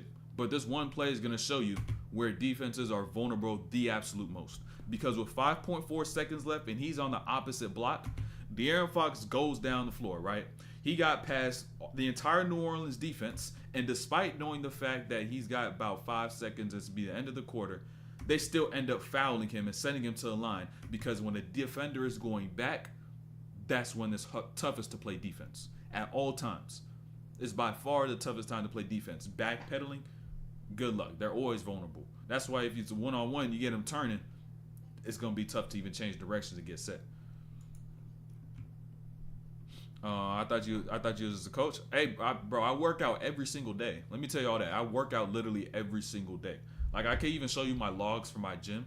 And, like, sometimes it may not scan in the right way, but you'll see literally greens on every single day except for Sunday.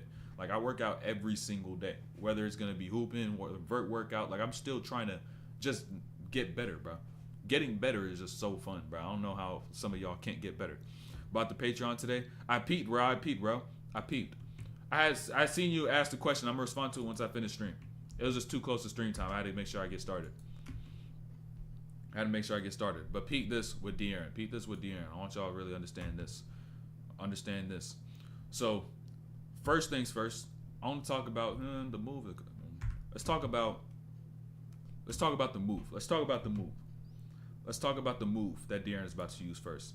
So right now, right, I low-key hate the fact that they got a fucking overlay on this, right? But understand, look, De'Aaron gets a switch on of Zion, right? And now notice the skip, right? That's a perfect move for his bag, right? You got to understand. The reason that's a perfect move for De'Aaron's bag is because that gives him options right here, right now.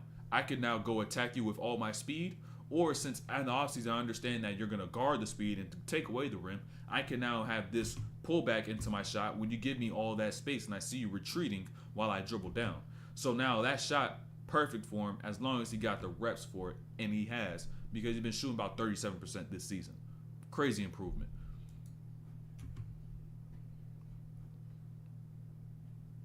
But bro, I just did a Tyrese Maxey breakdown.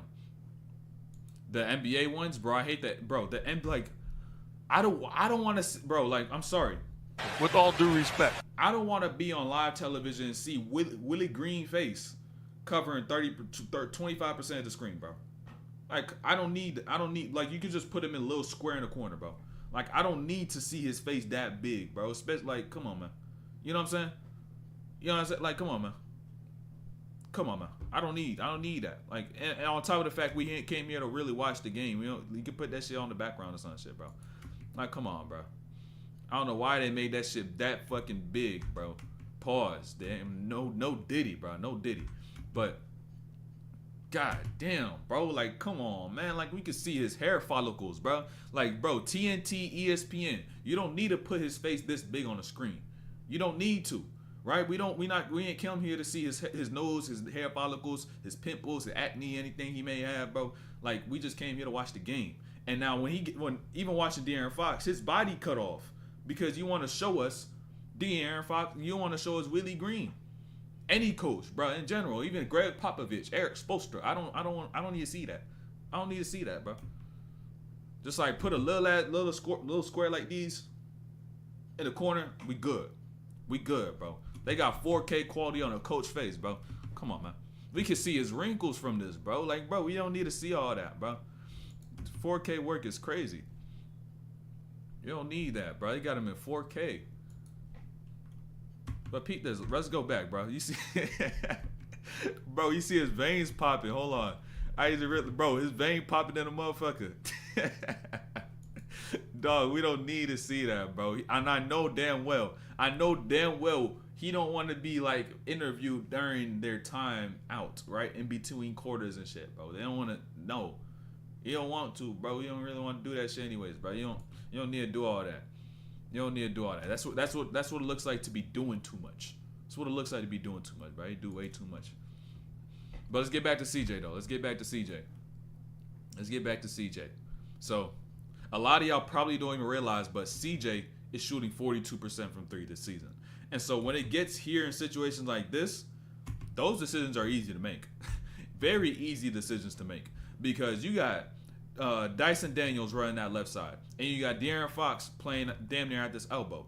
And CJ McCollum is great at being able to use the ball to get rhythm, whether he is catching and shooting or off a live dribble. And so, of course, I'm going to pull this shot, right? I'm pretty sure I didn't hit my first one. Boom, I'm going to knock that one down. And I don't need to do no swings, right? I trust in my ability, and this is just a smarter shot to take.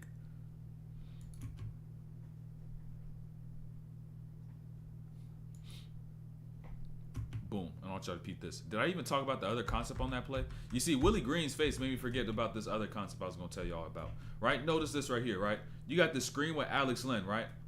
Zion switched that. They switched it, right? The Pelicans switched this action. And they thought, all right, boom, we could be able to just switch these actions. We comfortable with it. He got burned the first time. What's going to happen these next couple plays down? They're going to switch the coverage because De'Aaron Fox now trying to bring it back into this game. And so when De'Aaron Fox gets here, it's important that you continuously play the game and see for what coverage you're getting thrown, right? So instead of being so fixated on, okay, I'm going to get this switch. He saw that jump out, made the read. Then, boom, he kicked it out to that wing. Wing goes to that corner to Keon Ellis. Now, boom, he ends up knocking down this three from the corner. And then I know they was talking shit. You seen him turn back. But got a team to coach and getting interviewed. Exactly, bro. That's like a whole 60 seconds. Bro, you know how many thoughts he could have probably generated so that he could have been able to make a chess move throughout the course of this game? And they got him interviewed in 4K, covering 30% of the screen, dog. Peep this read by D Fox, though. Peep this read. So, anytime you play in transition, you got to scan the floor. The defense and your teammates, the offense. So, when De'Aaron Fox gets that turn, I know I got Trey Lyles running down that right side. And so, I'm reading New Orleans. How are they matching up? Zion's running that way. CJ McCollum's pointing this way. Boom. Jose Alvarado still just playing inside of arc. He ain't really picking up on nothing. And so, now, the second I realize that they're all going down, I fire this over to that right side to Trey Lyles for that step-in three in transition. Boom, he knocks that down. You got to read the floor. Just read the floor. Now let's talk about CJ for a second. Bro, if I'm down the game and they interviewing me, I'm telling you, get out of my face. You gonna get fired, bro. It's part of your contract, man. That's the shit. That's all the filler shit they be putting in their contracts to where they can't say no to that shit. They literally cannot say no. They cannot. So I want y'all to understand this as well. The reason a lot of y'all don't be getting open shots in the game is because you just be lazy. Watch CJ McCollum, right? Since Trey Murphy drives left, he decides to lift up to that left wing. Why? Because with Keon Ellis guarding him, Zion Williamson in his way, he shakes up, and now he finds himself an open spot on that left wing to be able to get into a shot. Move your goddamn feet. Move your feet. Move. Start moving. And start doing that shit in your workouts as well, so that you can be able to get these open shots. I'm telling y'all got to get active. If you just simply get active off the ball and learn how to move, you'll be able to actually get those shots. Bro, getting minus 25K in fines. I ain't gonna lie, yeah, indeed, minus 25,000, minus 25,000, without a doubt. Now let's talk about playing in transition. I'm about to talk about this shit. I have like 10, 15 clips from this game. I'm about to do a breakdown on the Patreon, talking about literally playing off the spot up. Playing off the spot up alone, bro. I'm low-key excited to do it because the way I do breakdowns here, like for like these videos, these aren't even the same way I'll do them when I hoop, so I could be able to actually get better, so I could apply it to workouts. Like this is a different style. The way I'm gonna do it there, I'm really locked in on that. And y'all gonna see, some of y'all gonna see that. Some of y'all really gonna see, like from the start to the finish, the application of it. So now I want y'all to really understand this about this playing in transition. So it's so important to run your lanes in transition at a good speed, because as long as this player has the ball, they're going to get gravity from whoever's in this middle, right? Unless they communicate early, and usually defenses do not. And so CJ McCollum was able just to step into his three while Keon Ellis was still stuck in that middle because they did not communicate on who had ball. And now, boom, take that three right there. I believe third three of the game. CJ McCollum's a smooth hooper, but you got to understand, these buckets that he getting, a lot of this shit going to be off the catch. A lot of it going to be off the catch. So he has layers to his game to where he doesn't even need to tap into being smooth and hitting somebody with a crossover, hitting somebody with a tween. Keeping that shit simple, bro. Y'all got to understand that. I'll probably give one word answer. Yo, that shit'll be hilarious. No. How do you think your team did this half? And what do you think you could go do in just the next half? Play defense. I know that's two words, but like, play defense. And they'll continue to move on, bro. That shit will go viral too, though. If you do some shit like that, you going viral. You going viral. I got more chemistry with than some of these dudes and with their team. Is a Patreon worth it? Hey, all I'm gonna say, I'm gonna put all the gems on there that I got. Put all the gems I got on there that I got. So all the gems. Play better. Hold on, let's talk about this play. Let's talk about this play. I want to connect this to y'all as hoopers, because Keon Ellis. Let me clarify this before this play goes on. Right, Keon Ellis dealt with this properly, as you should as a hooper. Right, he dealt with this properly, and so understand this right here. Right, so a lot of y'all hoopers, when you do something like this, you get your leg, you get your bucket, and then your coach ends up doing this and calling a timeout. You think that they calling a timeout to get on your ass for no reason, just to hate on you, right? Because realize what he's saying, right? You got to understand what he's saying and not the emotions that he's saying it with, and go think about what play that happened, which was this play right here. Keon Ellis is guarding Trey Murphy, right? Boom, he pinches in. CJ McCollum drives, kicks to Zion. Trey Murphy, by the way, has about 3-4 threes in this game already, and it's only the second quarter. So what happens again? He plugs in again on Zion. Trey Murphy, he now lifts away, goes to that left side, and now he gets a late hand. Boom. He wants to make the adjustment on that. All your coach wants to do is to be able to patch up all these holes so that going forward, you don't make any mistakes, right? You don't make any mistakes. He just wants to fix that. It's not like he's trying to point you out or trying to take anything away from what you've done and the good shit that you've done. He's just trying to fix the shit that's going on. So that travel is nasty. That's not no travel, by the way. You just don't know footwork. You don't know footwork. Start answering the question the whole time. I'm gonna try to reduce it. So I may go like 4 plays and I may check chat. I may go like another 5 play, check chat. But let's lock in though. Let's flow. Most importantly, let's flow. Hold on. I forgot to even talk about the other concept on this.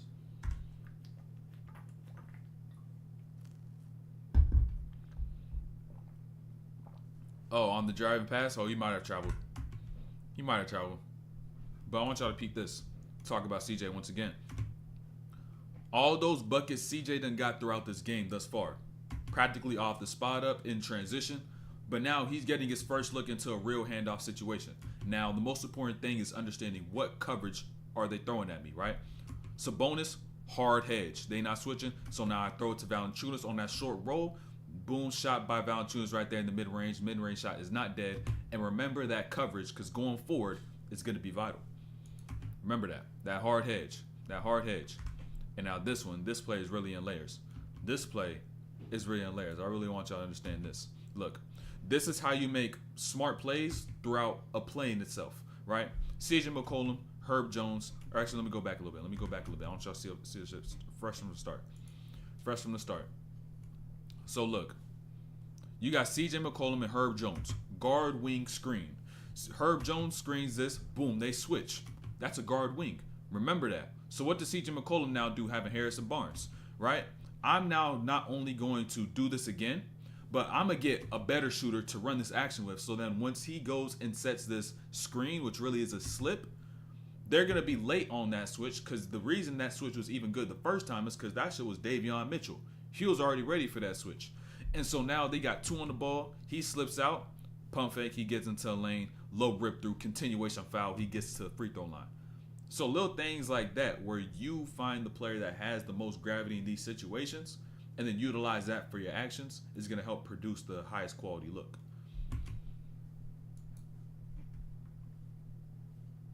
And I fuck with this play too. You got a Cash Midi. His shit is low-key wonky. His shit is low-key wonky. I ain't gonna lie to you. So this is also an extremely important thing that I want to point out when you're playing in handoffs and pick and rolls. So understand, right? CJ's now going to get a handoff from Valanciunas, and these situations are practically a pick and roll, right? Where the tag is coming from.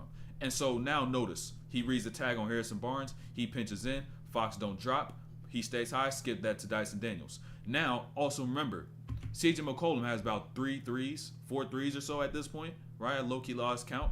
So now when I end up getting a closeout, hitting that many shots, I'm not going to try to shoot because they're going to run me off the line. I'm going to take what you give me and actually get into a lane, and this is how I play off layers have in the spot-up game, right? Y'all got to understand, okay, if I'm already hot and I know they're going to run me off the line, why even try to shoot? I'm just going to take what you're going to give me, which is the attack to the rim.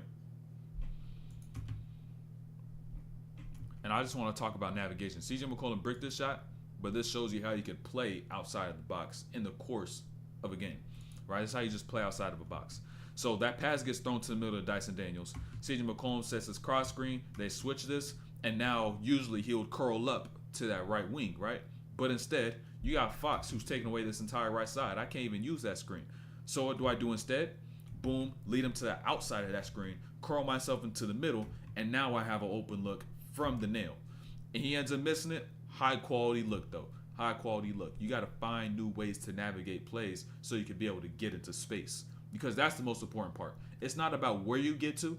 It's about the space that you're able to get to. And so you got to prioritize that. So despite the fact this play was meant for CJ to curl up to this right wing, the space that he had was in the middle of this floor because what De'Aaron Fox took away. So you got to always seek space. Just like you do off the dribble, you got to do the same thing off the ball. Damn, that's a crazy flash, man. And I want you to peep this shit right here is tough. This shit right here in the zone is extremely tough to guard. Extremely tough to guard. So let me get through these 2 plays right quick and I'll peep chat. So notice, I want you to really notice how they stacked up in this set. The way they stacked up in this literally just makes defense extremely difficult to guard. Now, peep this. So in his zone, tell me how you're supposed to guard this, right? You got De'Aaron Fox with the ball. Sabonis was going to set a screen on the person at the top of the zone on the inside. And then you got Keegan Murray, you got Davion Mitchell, you got Harrison Barnes. And so now, what's going to understand the responsibilities of a defense. This is just a freeze frame breakdown, right? Let me bring this out right quick. Hold on. Let me move this out the way. Let me bring out this marker, right? Let's understand the responsibilities of the defense. Let me find a different color. Let's go. yellow, so y'all can see it's yellow, right? Understand the responsibilities of the defense. So knowing that Dyson Daniels is going to get screened by Sabonis, Trey Murphy now has to say, okay, he's going to end up coming off to this side, and I got to step up on this, right? He's going to have to do that. And so now what's going to end up occurring is that CJ, boom, he's already got this left side. So Valanciunas has to step up from that middle of the zone to then be able to take away the fact that Fox may be able to get into this middle. And that leaves Herb Jones over here, and he has to guard Davion Mitchell or Harrison Barnes. But he's way too high up to be able to even see Harrison Barnes. So what really just ends up occurring in this situation is that Harrison Barnes sneaks behind and end up getting the 2, right? So like these shits right here is like, yo, them screening inside the zone, those responsibilities are tough. That shit is tough. It's difficult to deal with. You know what I'm saying? So that's something that's to which you can even go back, take to your team and be like, yo, screen the middle of the zone, and then I'm going to end up breaking straight to the middle, and they're going to have to adjust. And now when that happens, that weak side already has an advantage. Whether I want to throw it straight to that wing or put someone cutting along that baseline, that's some shit y'all could use. And even once again, I'm trying to tell y'all, this shit is unguardable. The DOR tattoo, discipline or regret. Hey, the thing is, he ain't get the logo. I forgot to talk about it before, but he ain't get the logo, but he got the words in itself. But it's a lifestyle. Now you got to abide by it. If you got it tatted on you, you got to abide by it, bro. You got to live by it. So what's the Patreon? It's a exclusive community, paid community, to where I'm dropping gems beyond what I do in the breakdown. So I got one-on-one coaching available to where I can break down your film. I can help you build a schedule and build a routine. I'm also gonna do exclusive breakdowns so y'all could see more film broken down in a more applicable manner, so that y'all could be able to get better as hoopers. So that y'all could take the film, apply it in a workout, then ultimately apply it in the game, and apply it in on-court workouts and off-court workouts. So then you can not just get the skill in basketball, but also have the physical capacity to do the necessary skills. So a whole bunch of options available. You'll see everything that's available for each tier that's on there. But the most recommended tier that's on there, of course, is going to be that PG-13 tier. There's a lot of bang for your buck for $13 a month. That's food for thought. The same thing that cost y'all a number 4. You know what I'm saying? Some fast food. You get a one meal that lasts you about 6 hours. Same thing you could pay for a month, but be able to actually help do something that help you get better. You know what I'm saying? We gotta normalize investing into ourselves instead of spending money on things that won't last long. So gotta make a choice, man. Discipline or regret. You choose. All the resources are right here. It's just will you actually go and take them? Will you use them? This is the same zone as well. I want y'all to peep the same thing with the zone. But notice this right here as well, right? Notice this. Davion Mitchell got the ball. He got everybody pointing out, bro. I think this is the last time they did this shit, right? This is so fucking tough to guard, dog. This is so tough to guard. So notice, Davion Mitchell gets this here. You got the screen right here with Sabonis that can happen. You got Trey Murphy stepping over. You got Herb Jones pointing to that weak side. CJ McCollum has to get 2 over here. Valanciunas stepped up from the middle. And so now, boom, what could you now do? Get straight into that middle. CJ's lazy. And now they end up giving up another 2. And that's the last time I'm pretty sure I've seen them play that zone, because they just got cooked twice by having a person screen the top of the middle of the zone. So that shit is tough. 6 hours lasts you 15 minutes. I'm saying by the time that shit is gone out your system, it's food for thought. Bro, selling that shit, because that shit's going to help you get better. Let me tell you that. That shit going to help you get better. But also remember that coverage I told y'all, that hard hedge. Remember the hard hedge I told y'all about. The hard hedge. So remember that last play I showed y'all. CJ McCollum came off the screen, got that hard hedge by Sabonis. Now this time, high ball screen from the middle, going to his left. And with the hard hedge from Sabonis, that shows you that they want to take away his perimeter opportunities, his shots, you know what I'm saying, his ability to score. So now what CJ is going to do is be a step ahead of that. He's going to get into space, show the ball, show his eyes, only for him to go and drop this down to Valanciunas on the short roll, pull Harrison Barnes in, leave Dyson Daniels open, and even though he is a 31% three-point shooter, he knocks that one down. So you could be able to use your gravity, understand the gravity that you have, and use it to your advantage, especially in situations like that. And now this right here is a gem. This right here is a gem. What should I focus on in the Are you able to hold on? Let me go from the top. Let me go from the top right quick. Are you able to send you DMs in PG tier? Nah, King James tier. King James tier is DMs and then everything else with that. But the DM, like I told you with the DMs, I'm responding like as much as I can. Like, so if you respond, like say if it's right now, you message me right now, right? I'll probably, if I'm good, I could respond in 5 minutes. Then I may respond back in 10 minutes. I respond back in 2 minutes as soon as I can. So, what should I focus on in the game to get better in off-ball movement? Understand the reads. If you want to get better with off-ball movement, understand where you got to be at certain times. So you got to see how you connect to everything that's going on the floor. So don't just think what this player is doing. Understand why they're doing it. That's the most important thing. And that's what I'm going to be doing with y'all in the Patreon. I'm going to show y'all why Steph relocates to a certain spot. I'm going to show you why a certain person lifts up from the corner or drifts down to the corner. I'm going to show y'all why to use a certain footwork at a certain time. I'm going to show you why you should go actually pump fake. I'm going to show you that not just once, but repetitively over and over and over again. So you have those same exact plays in your brain. So by the time you get into the game, you can replicate that same thing. I'm not even trying to rap, but yeah. So you got to really understand that portion of it. So that's the things I'm going to guide y'all through. I'm really show y'all like piece by piece. He got hit by the screen so hard he did a spin. Hey, it'd be like that sometimes. It's the best way you can navigate. I can cook high school comp at 5'11" with shoes, but in college the physical side will be different. How do I adapt my game?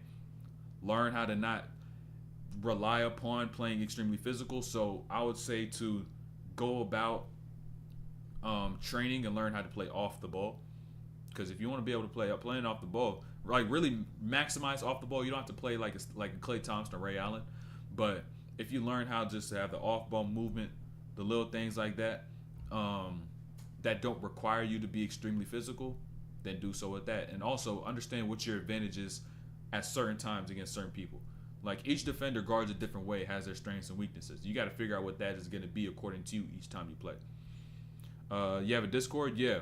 Well, let me find it. Let me drop the Discord right quick and we're going to get back flowing. Let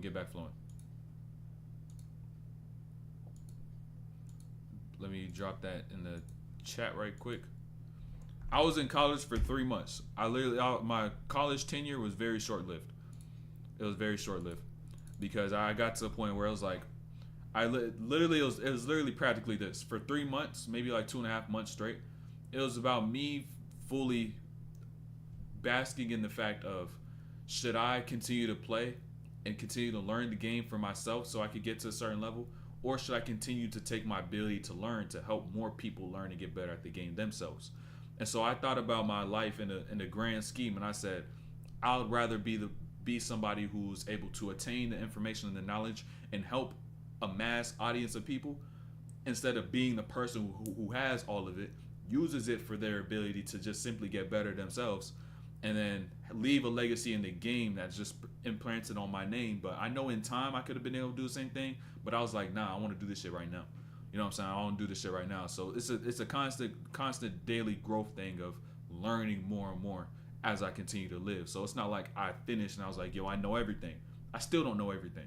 I'll forever know closer to nothing than I will everything, forever and always. So that's why I can even just continue to learn, and that's why even what I do now to help y'all get better, more so than me just getting better and just helping the team. You know what I'm saying? So I'm not seeking attention, but I don't know how you don't have 250K subs yet. Just little things I gotta adjust in terms of how I move, how I understand certain things. Like you see a gold mine in the content right now, but there's little ways to improve just in the day-to-day life. It's just like to be able to attract that. And I ain't even pressed on the fact of, I don't got 250, because I know God gonna bless me when I'm ready for it. So I just got to continue to do the work and get better. Just like with hooping, bro. Just like with hooping. You may be like, yo, that dude nice. How he not in the league? You just got to keep doing your thing, and once you ready, you're gonna get the blessing. That's what it be. Outdated plays. I'm not sure. I'm not really hip to outdated plays. I don't coach a team, by the way. Who's your MVP so far? SGA. It's only right. Do you get nervous about copyright shit? Bro, I already know how to deal with the copyright stuff. So it's like, by the way, you could, like, a lot of people, some people overhype it. Like, all this, if I literally put this on the screen by itself, it's copyright. But this is fair use. I'm putting a creative blend to the content in itself. This is where a lot of people do get it twisted. Like, For example, I don't even think they realize this, but with Gil's Arena, for example, I'll watch that sometimes, and they'll have plays, and they'll put on the jumbotron and not like put on the screen. But if you literally just submit a you submit like a ticket or some shit, right, to where you it's like you challenge the copyright joint, they'll literally take the shit off. They literally take the shit off. So like it literally just has to be fair use. You know what I'm saying? It's literally in the law. Like before I even started doing this, I literally checked the law. It's literally in the law. So finals, I had to put my money on it. I got Denver. If I had to put my money on it, I got Denver. But let's lock in though. We about halfway. We about halfway through. About halfway through. So let's lock in on this play. This play is also a tough play. So notice. Look, watch CJ McCollum, right? Valanciunas got the rock. You know Valanciunas not going to cook. But notice what CJ McCollum does, right? He tails back, he's trailing back, and he's just jogging. Your coach will tell you run hard as shit, but you should not in this situation. Because now when Zion gets the ball, he's the one who has gravity, and he's the one that's going to get CJ McCollum open, and that's when he begins to sprint hard and get to his spot. So once you get that rim gravity, that paint gravity, that's when you also got to match that with your speed and your pace. You know Valanciunas is not going to cook. They're going to turn that shit over. Who did I see do that goofy shit before? Who was it? Was it Derek Lively? No, it wasn't Derek Lively. He's too young to even think of doing some shit like that. It was a Gobert. It was Gobert. Rudy Gobert, bro. Bro, I was watching the Timberwolves game. Rudy Gobert, he had fucking Ant had got a steal. Rudy had picked that shit up all the way in the backcourt. And then like he tried to pick it up from the defensive side, bring it down, and then do a no-look bounce pass. And then Ant turned and yelled at his ass. He was like, "Yo, what the fuck?" You could see that shit through literally through the camera. Like he was mad as shit. And Rudy was just like, I was just like, bro, what the fuck is you doing, bro? Pass that shit up early. Because he could have passed it to him way before and he could have scored. And then Ant literally turned and just literally was just infuriated, bro. He was just pissed. Because you know Ant competitive as fuck. So it's like, you could only imagine a play like that happens. You did some dumb shit. That shit was hilarious, bro. That shit was funny. I might have shown it in the breakdown. I don't know if I did, but I might have. I don't know. It was from a while ago. But peep this. That same concept I told y'all with CJ McCollum, utilizing your shot to open up a pass, where he did that with that hard hedge by Sabonis. Same thing in transition. Showed the eyes, got low, got in the base, dropped it off to Barnes in the middle. He now, boom, kicks out to Keegan Murray, despite the fact he got it to Sabonis and got it too. Luckily, he did knock down this three. And that just shows you what this generation has now come to. Crazy, man. It's crazy. He's a funny bro. Hey, JJ Redick just did a podcast with him. I haven't seen it yet. I haven't watched it yet, but I just know I seen the shit on my YouTube shit. I was like, oh shit, he got Rudy Gobert, bro. He got Rudy Gobert, bro. That's crazy. He won't be in the league anymore? Nah, I ain't gonna lie. Ant with the shit. I ain't gonna lie. Ant be competing. And if Draymond was on his team and he was in the wrong, he would understand. You know what I'm saying? Times like that, you got to put the ego to the side. You know what I'm saying? You got to drop the ego, drop the pride, all that shit, and be like, yo, my fault. Like, you got a right to be yelling at me like this. You know? You got the complete right to be yelling at me like this right now. So let me talk about this, though, right? This is something I see in a lot of hoopers, all levels, right? A lot of y'all hoopers, when you're on CJ McCollum in the situation, y'all get so impatient. Y'all always want to go run up to the wing and get the ball as soon as you just see someone doing nothing. But you got to wait, right? You got to do this. Look at CJ McCollum, right? Watch CJ. Look at that left hand. He waits until Zion now actually goes to turn to go and initiate that handoff. And instead of himself forcibly going into that handoff and trying to get the ball. Because if they're not ready for that handoff, you'll kill the spacing if they try to go attack themselves. So now what happens? CJ McCollum gets off of this. Now he's already got everything he needs because now Keon Ellis, he's off balance. You know what I'm saying? He's still trying to get back in front. CJ, he's ready to cook. Cross, tween, gets here, tough bucket. That's great defense though. Great defense, tough bucket.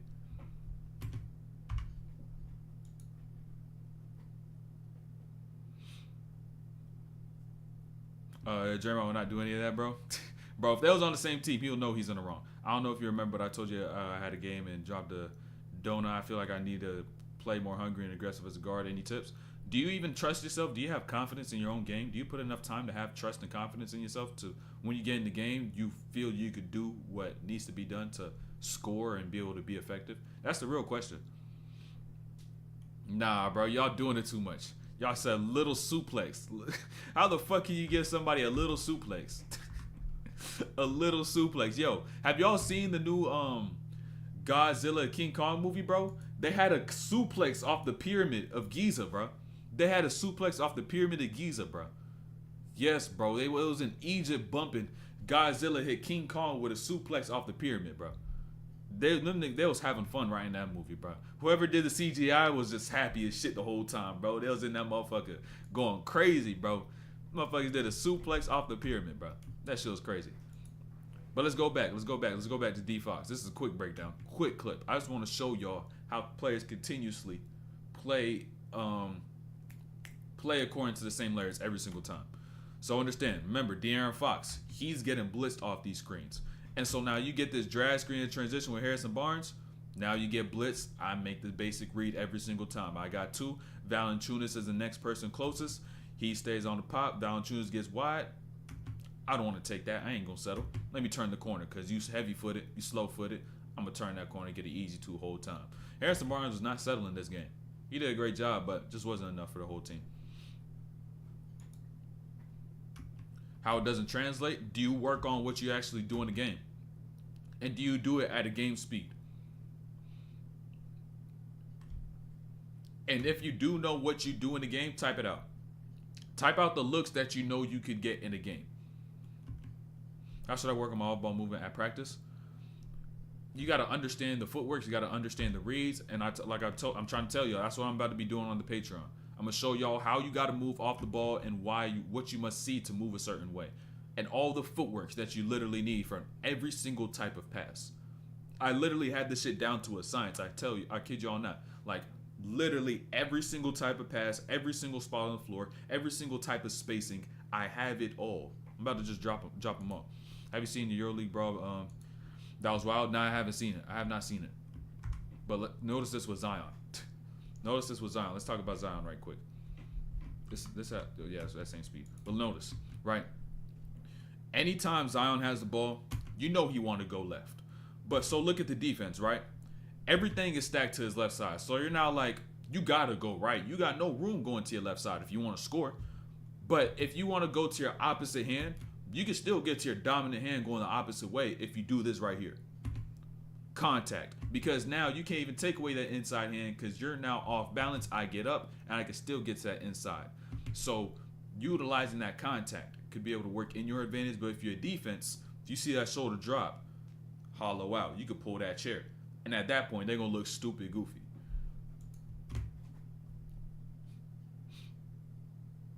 And I want you to notice Trey Murphy. I want you to notice Trey Murphy. Look, not a lot of y'all hoopers do what Trey Murphy's about to do. Watch Trey Murphy. Look, what is he doing? He tells CJ, get to that corner, right? Notice what he's going to do now. Dyson Daniels goes up. Get out, nigga. Go to that corner, right? Just so they could be able to run this action properly, he's being demanding. He's commanding the floor so that they could be able to get here. And now what ends up occurring, he slips out. And with Trey Murphy there, the spacing proper in both corners, now Trey Lyles doesn't want to help in fully. Let Zion get to that left because Trey Murphy can knock down shots. Y'all got to command the floor. Y'all got to tell people where to go. You know what I'm saying? You got to tell them exactly where to go, especially if you know what's going to work. If you know what's going to work, tell them where to go. Some players don't even know what to do. And y'all don't even realize that. As long as you tell them and you know what should be done, they usually going to listen to you. Just a lot of players don't know, what y'all don't realize.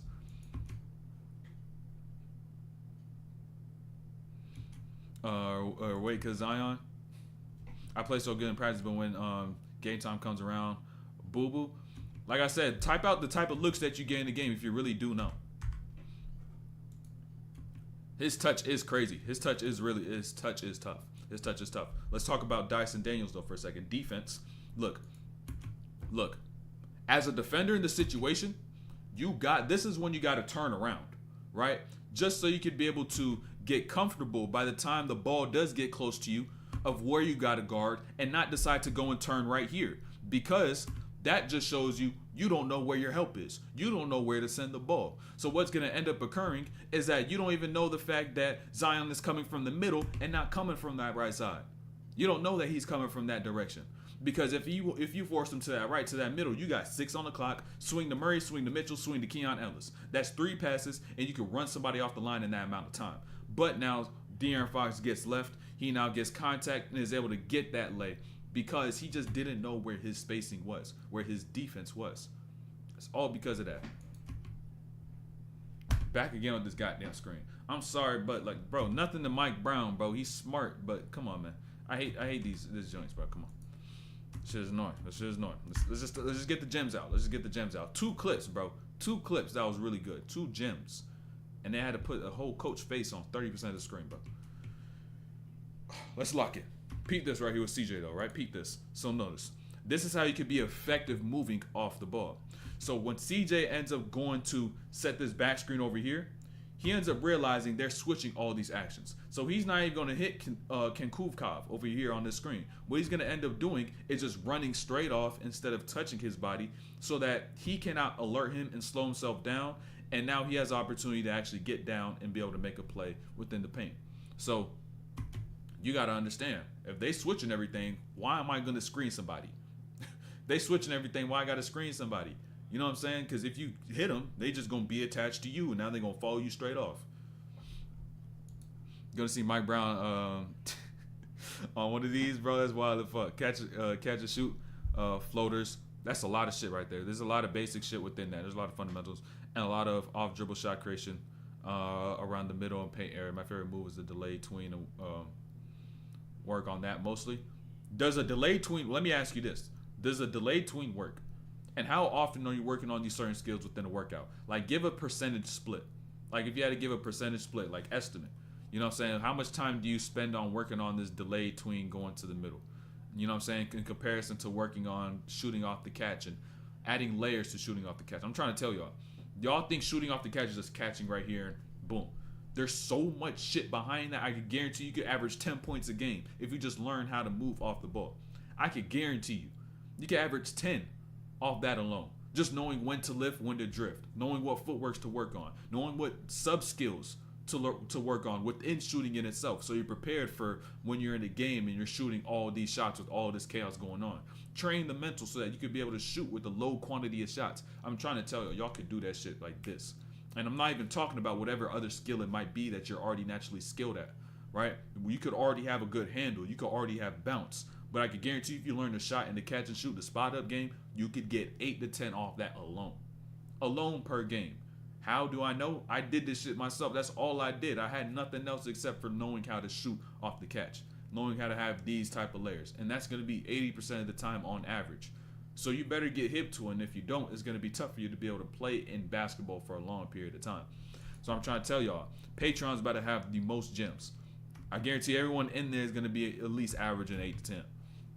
Just by off the shit I'm showing there alone. If I was Mike Brown, we down 11 with what the fuck do you want me to say? Exactly, bro. What the hell do you want me to say, bro? Notice this with CJ too. This is an elite shooting skill, right? You gotta understand this. This is a skill of elite shooters. As we've seen CJ McCollum knock down shots throughout this entire game, Davion Mitchell's now about to close out. Notice the arc he puts on the shot. Davion Mitchell, hand to hand. Watch the ball. Out the frame. Where'd that shit go? Out the frame, bro. And now ends up, boom, dropping in. Just depending on the type of contest that you get, you may have to alter your release, which shows you why you cannot shoot the same exact shot every single time. I'm trying to tell y'all. I may have to go back for this. I really have to go back for this, right? So any coach that tells you you got to shoot the same shot every single time is lying. Watch CJ McCollum, right? Because with Davion Mitchell helping all the way in, him getting this kick out being 4 feet behind the line, 3 feet behind the line, he gets a hand-to-hand contest, and he has to put an arc on the ball that takes the ball out of the frame. And now he ends up getting this bucket. You have to adjust according to in-game situations. Sometimes you can shoot with that comfortable arc, but sometimes you have to put that shit in the air. Maybe sometimes you may end up shooting a little flatter. You know what I'm saying? But it's going to adjust depending on how shit occurs in the game. That shit was green too. Gonna get my journal and locking on this breakdown. Lock in on only things that's necessary, man. My type of shot. Who is you? Flight reacts, bro. And then boom, we got Vazenkov. That's his name, not Kinkunkov. It's Vazenkov. That's what it was, bro. I seen the V. I was like, that's what it was, Vazenkov. But look, peep this though. Peep this with De'Aaron Fox. So understand, if you're a player who gets a lot of gravity, you're gonna see this look a lot oftentimes, right? De'Aaron Fox got the switch. Look at Dyson Daniels. This is the most basic read that really should be that you should ever read, right? So what should you do? What's the play to be made? What's the play to be made? Quick swing pass to that wing, because that closeout, long closeout, quick pass, shot over the top by Vazenkov, boom, bucket. Basic read, bro. They over helping, quick swing. Now really notice, this is an even better angle. This is an even better angle. This is an even better angle. So notice this. Really just see how it looks like from De'Aaron Fox's position, right? So, hey, these camera angles will give you so much insight on how a player sees the floor. So if De'Aaron Fox having CJ McCollum, look at how help is stacked up. You got Dyson Daniels on the nail, guarding Vazenkov, who's going to the wing, right? And so what ends up happening, all I got to do is make a quick swing pass, and this distance, he can't cover that in time. He goes to that side, boom, hop on the drift, knocks it down. Y'all got to really understand how players see the floor and how defense is stacked up. Despite the fact we getting this little broadcast 2K angle view, right? You still got to understand what they're seeing.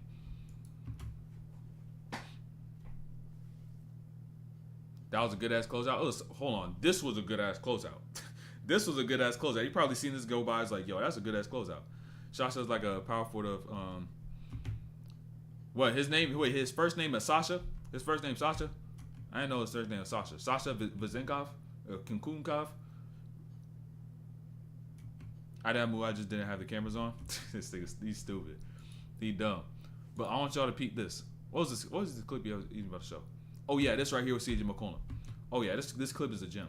This clip is a gem. I gotta go 0.5 for this one. I gotta go 0.5 for this one. So if y'all want to be able to knock down shots like this, where you have no ball dip, understand where the ball is, right? You can't shoot this shot with all arms, right? Because while you see CJ's arms being right there, look at his base, right? Hips loaded, knees loaded on the balls of his feet. He gets power and force to get into that shot by being in his base and being ready to shoot. So now he goes up and is able to spring up out of that. You need that base. It's vital. You need that base.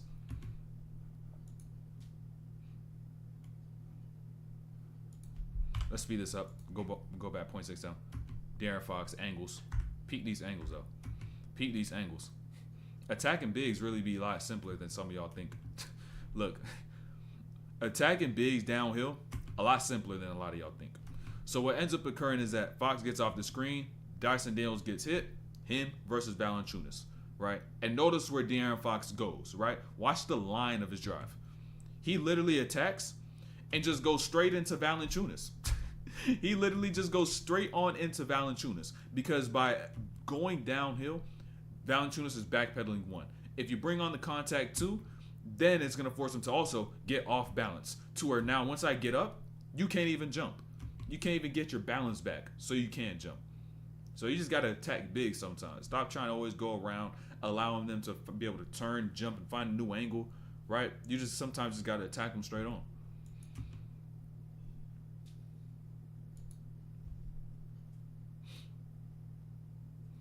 Oh yeah, this play right here. Let's talk about this play right here. This is where I really want to talk about this. So this is really exploitation. Let me peek chat right quick. What should Daniels have done differently? You talking about on this screen? On this screen? I mean, the thing is, the screen is coming from both ways. So it's like he did get caught up. You seen his jersey get grabbed. So, you know what I'm saying? It is a little tough. So like, you know, you seen all that hand grabbing and shit.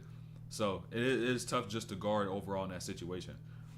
Let me see. Batum. You talk about Nicholas Batum. Is it cool that I have a different form for my memories pull up than my other shots? Like I said, you can't shoot one shot the same way every single time. Especially if you're shooting from different ranges, it's going to change usually. So if it works, if it ain't broke, don't fix it. You know what I'm saying? I say that shit all the time. If it ain't broke, don't fix it. Embrace the what's the word for it? fucking forgot the word for it. How different all of them are. I need to find the word that encapsulate that entire meaning. I heard people say it's good, and yeah, but if it works and it broke, don't fix it. Where'd you learn all this gold? By learning how to think. I just learned how to think, and I learned also by playing basketball in itself, so you could understand the motives and these little details and nuances and intricacies. But I still got a long way to go. Like, if you think my breakdowns are good now, bro, just wait until like time just goes along, bro. Like, you gonna be like, it may be like 2025. I'm gonna be doing a breakdown. I'm like, yo, the breakdowns I did was so surface level, bro. I'm on a whole different level with these breakdowns now. You know what I'm saying? So like, I still got a lot to learn. Still got a lot to learn. But let's talk about this right quick as well. So, understand. You remember how CJ McCollum was getting a blitz or getting a hard hedge from those ball screens, right? Now this is how you take advantage of the fact that they were using that hard hedge to then put it into your advantage by attacking a different way. He now gets this screen, he gets that show. And he ends up now getting a handoff from Zeller because now Sabonis is dropped back and he doesn't have the opportunity to blitz from a player with a live dribble. So now what happens? He gets this one dribble out along the 3-point line and gets out into space. Understand, going forward, he's going to continuously attack the fact of that by playing off the ball, right? I really want y'all to peep that. I got another couple plays, got a few of them a couple plays down. And I want you, hold on, let's talk about the refs for a second. I don't like to talk about the refs too often, but let's talk about the refs, right? Hey, look at De'Aaron Fox, right? Look at De'Aaron Fox. Look at this move that he does. Now, hold on. They called that shit a foul. Look at Jose Alvarado. He's like, huh? Who? What happened? What the fuck? Wait. Look at the replay, bro. This is how you know. Look, this is how you know referees don't be knowing what the fuck they looking at. Look at Jose Alvarado. He didn't even touch De'Aaron Fox. And they called that shit a foul. They gave him the foul. They literally gave him the foul. They gave him the foul, got to the free throw line. He did miss the free throw because karma. I ain't gonna lie, karma. But he still, that's a foul at the end of the day. He gave him opportunity. So regardless, refs be blind, bro. Refs be crazy blind. And now let's go back to CJ. Let's go back to CJ. So understand, by allowing yourself to move off the ball, you take advantage and exploit defenses that utilize drops. So now CJ, boom, back screen on Keegan Murray. And now if Keegan Murray, he gets a screen by Zeller. And Sabonis is dropped off from Zeller. He's trying to roam, trying to take away lanes from Alvarado in the meantime. So now he gets off the screen. Another clean three. Sabonis dropped all the way back.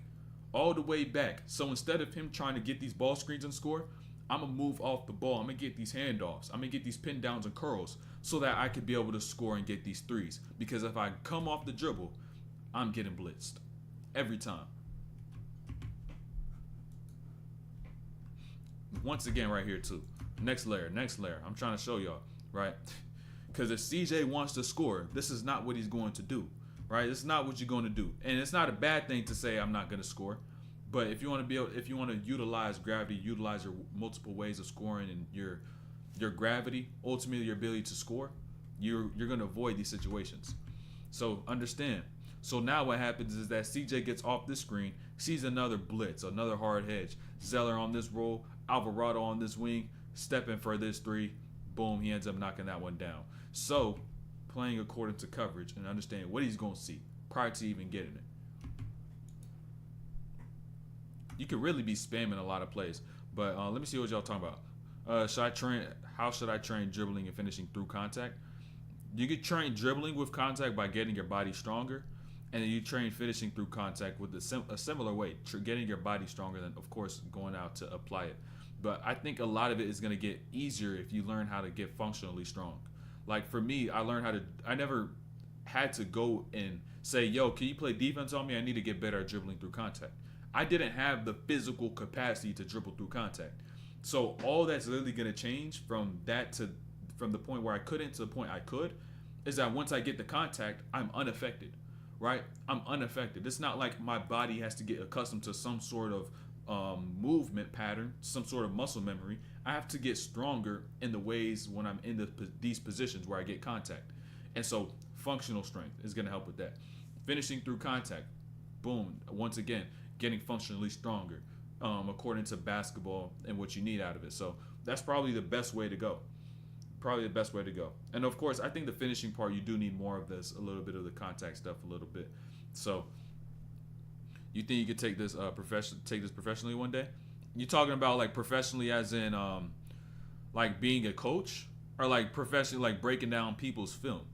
Because this is just the surface level of like how I see myself breaking down film. Like I got a vision for everything I do. I could not stay disciplined as I am when it comes down to this if I did not have a vision for where I wanted this to go and the impact I wanted this to have.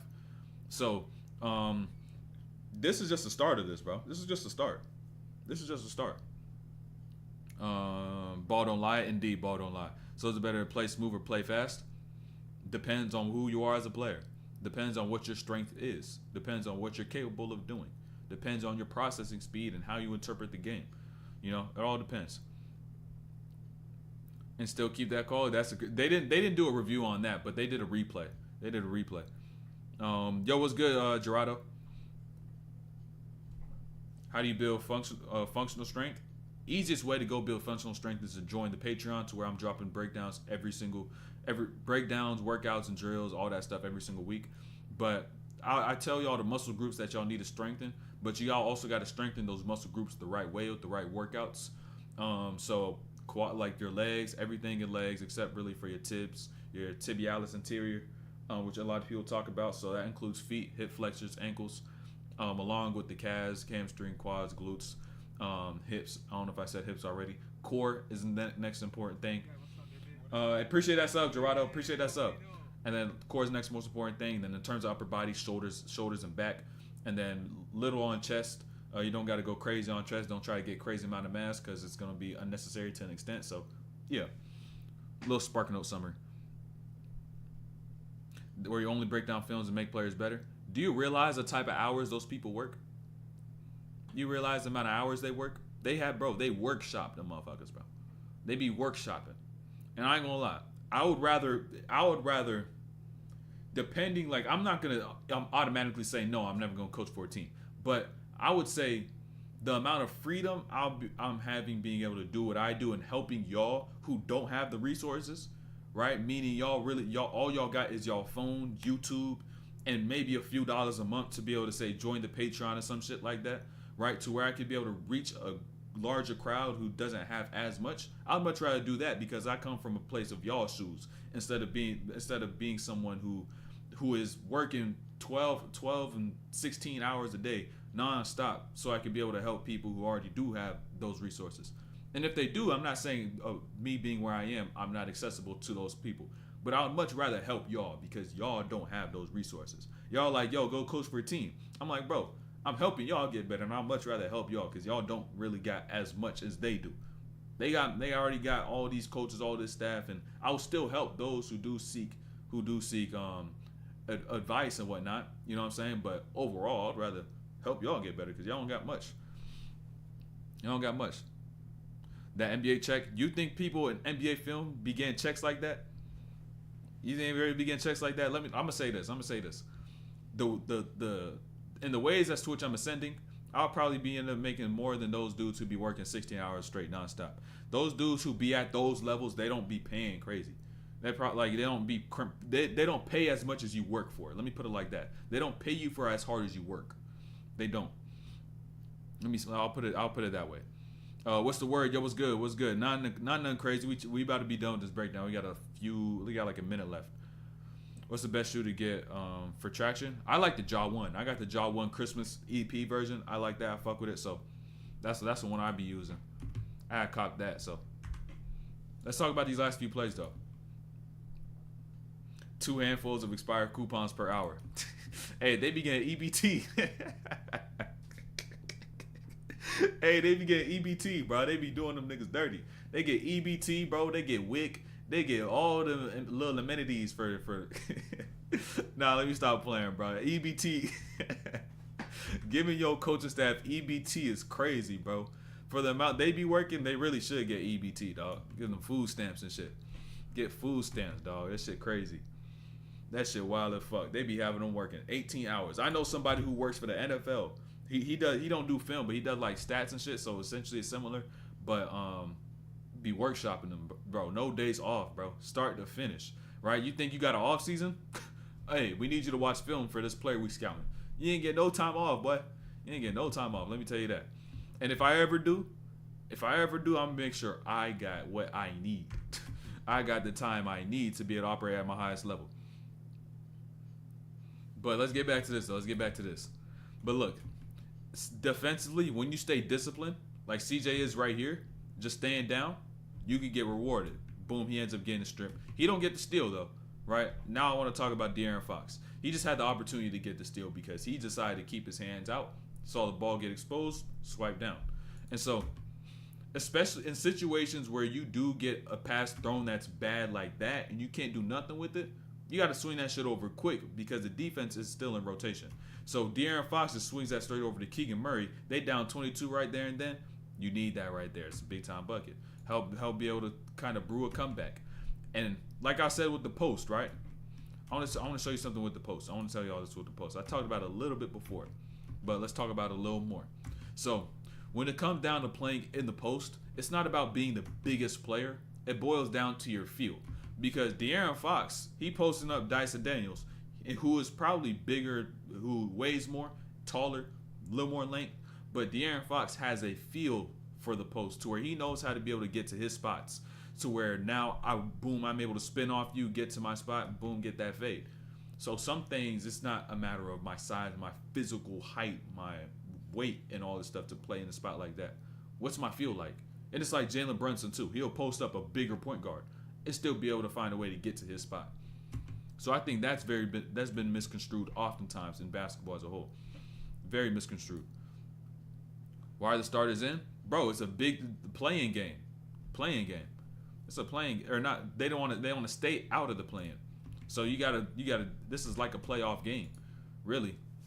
This is the third to last game to the season for him. So every game is every minute you gotta play with like everything you got.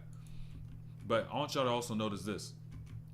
It's so valuable to have a player like Sabonis on your team who will screen any point as to which he can to help you get open and not even be seeking something out of himself, right? Because notice, he's running the rim, but he says, come on, I got you with a screen right here.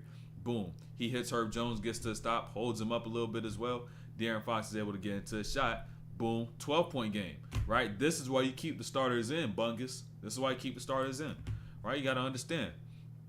Because now, 12-point game, next possession down, we ain't giving up. We got right inside 4 minutes left. Notice De'Aaron Fox's positioning, right? Notice, as Herb Jones gets to this middle, he's got nowhere to go, right? He's really got nowhere to go, and being up 12, he's playing conservative. So he's not going to try to attack and get into the lane and make a play. So what De'Aaron Fox now does is that once he does get tighter to his frame, I circle around back, boom, give me that, and now I end up getting down here, and I'm about to get this layup. But notice how he finishes, right? Look, I ain't gonna lie, the Lakers got crazy luck. Because if this amounts to become something, if the Lakers end up being 7 or 8, because De'Aaron Fox has a sprained ankle, they don't got Kevin Huerter and Malik Monk is out, that would be crazy. But De'Aaron Fox is a player who I could tell just off what's about to transpire after this, he works on his ankles, right? He has strong ankles, I can tell you that. Twisted his ankle right here, right now. You see him on the floor, hobbling, right? Limping. But you got to understand, this is the next offensive possession down. And notice how much of speed does even Taylor off, if it does at all. If it even does at all. Because when you do have that strength, when you do get strong according to the sport, little ankle rolls like that, you'll feel them for a second, but you just got to walk it off sometimes, and it may swell up a little bit afterwards. But the extent of the injury, it will be much, much less than those who don't strengthen those parts of their bodies. So your ankles, you got to strengthen your ankles. You don't even realize there's the muscles that connect your ankles that make that joint. You got to strengthen them. But you seen De'Aaron Fox go on this whole run. You understand, right? De'Aaron Fox went on this whole run throughout this game, or late in this game. They down by 8. And like I said, Bungus, that's why they stay in the game. But you try to make a home run play, you can't get that steal. The ball gets into the paint, inside out 3 to Trey Murphy on that wing, bucket. Now you down 12 down 11 with a minute and a half to go, and that's practically game time right there. So, when is the ankle strength workout dropping? Next week. I got y'all next week because that's something you need. That's something that's vital. So I'll drop some next week. Been needing it. Yeah, I got y'all next week. Calves, strengthening your calves is gonna help, but when you work on the muscles that deal with that overall stability of that ankle, that's what really is going to take that shit over the top. So I'm going to show y'all that stuff next week. I got y'all. But like I said, though, this week, anybody that's on the Patreon, I got probably 3, maybe 4 videos dropping this weekend. I may even have a video talking about drop coverage reads, where how you got to read tags and how you got to read certain things and whatnot. So maybe like a quick little breakdown about a certain concept. So I may have a video on that, but I'm going to guarantee you I'm going to have a video dropping on catch and shoot footworks, catch and shoot workout, and then even try to even get a weight room workout video in there as well. So got those 3 at least, maybe even that 4th dropping this weekend. So stay tuned for that. Make sure y'all go sub it to that Patreon, top of the chat. I have a road angle for years, but if I do, I feel like it's gonna hurt. It's gonna hurt too much. If you haven't, I mean, don't be scared of it, because if you sit there in fear, you're probably only gonna replicate exactly that. So don't sit there in fear. You got workouts on how to drive and finish at the basket? Not yet. I need to stack videos. You know what I'm saying? I'm trying to tell. I just started, but understand, everything I'm saying is gonna come to light. You know what I'm saying? Everything I'm saying is gonna come to light. So just make sure that you just stay tuned when you just see these videos continuously stack up, and you're like, oh damn, he really locked in. He dropping all these videos. He's as consistent with this Patreon and all of these exclusive stuff as he is with the YouTube, Instagram clips, TikTok, all this other stuff. Then it's like, yo, I need that. You know what I'm saying? That's when it's gonna be like, yo, there's gonna be too much shit on there for you to say no.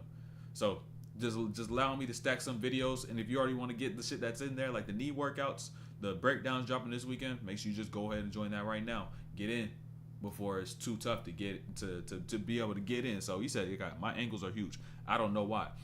You got huge ankles. I've never heard that in my life. I ain't gonna lie. That's a peculiar thing. Oh, we need glute workouts. I ain't gonna lie, bro. Y'all sleep on glute workouts, bro. Y'all sleep. Y'all really sleep on glute workouts. Y'all, that shit will improve your 1 foot bounce crazy. I'm trying to tell y'all. You can try to, if you want to joke about it or not, but them shits will help your 1 foot bounce, because them shits is crucial. So I like doing I'm gonna show y'all even some work. I mean, you have some shit on my phone I could post. Post some shit that's in my phone. So Warriors versus Kings thought. Warriors Kings. Warriors probably got it. Gotta start training my big toes. You gotta start training your feet. Gotta start training your feet, not your big toes. And you know what I gotta start doing? I gotta start training my mind so I can continue to elevate and continue to stay dedicated to this grind. So I'm gonna have to slide out. And very, very momentarily, we post some workouts on Discord. All the workouts is gonna be on the Patreon, man. Whatever's in the Discord I'll leave that in the Discord. But going forward, all the new shit is gonna be in the Patreon. I'll leave whatever's in the Discord there. Glute bridge, good exercise. This solid. But make sure y'all stay solid. Make sure y'all stay 10 toes. Make sure y'all stay focused. Make sure that you sacrifice your present self and invest into your future self, and do everything you need to do to be able to get to where you're here to be. So discipline or regret.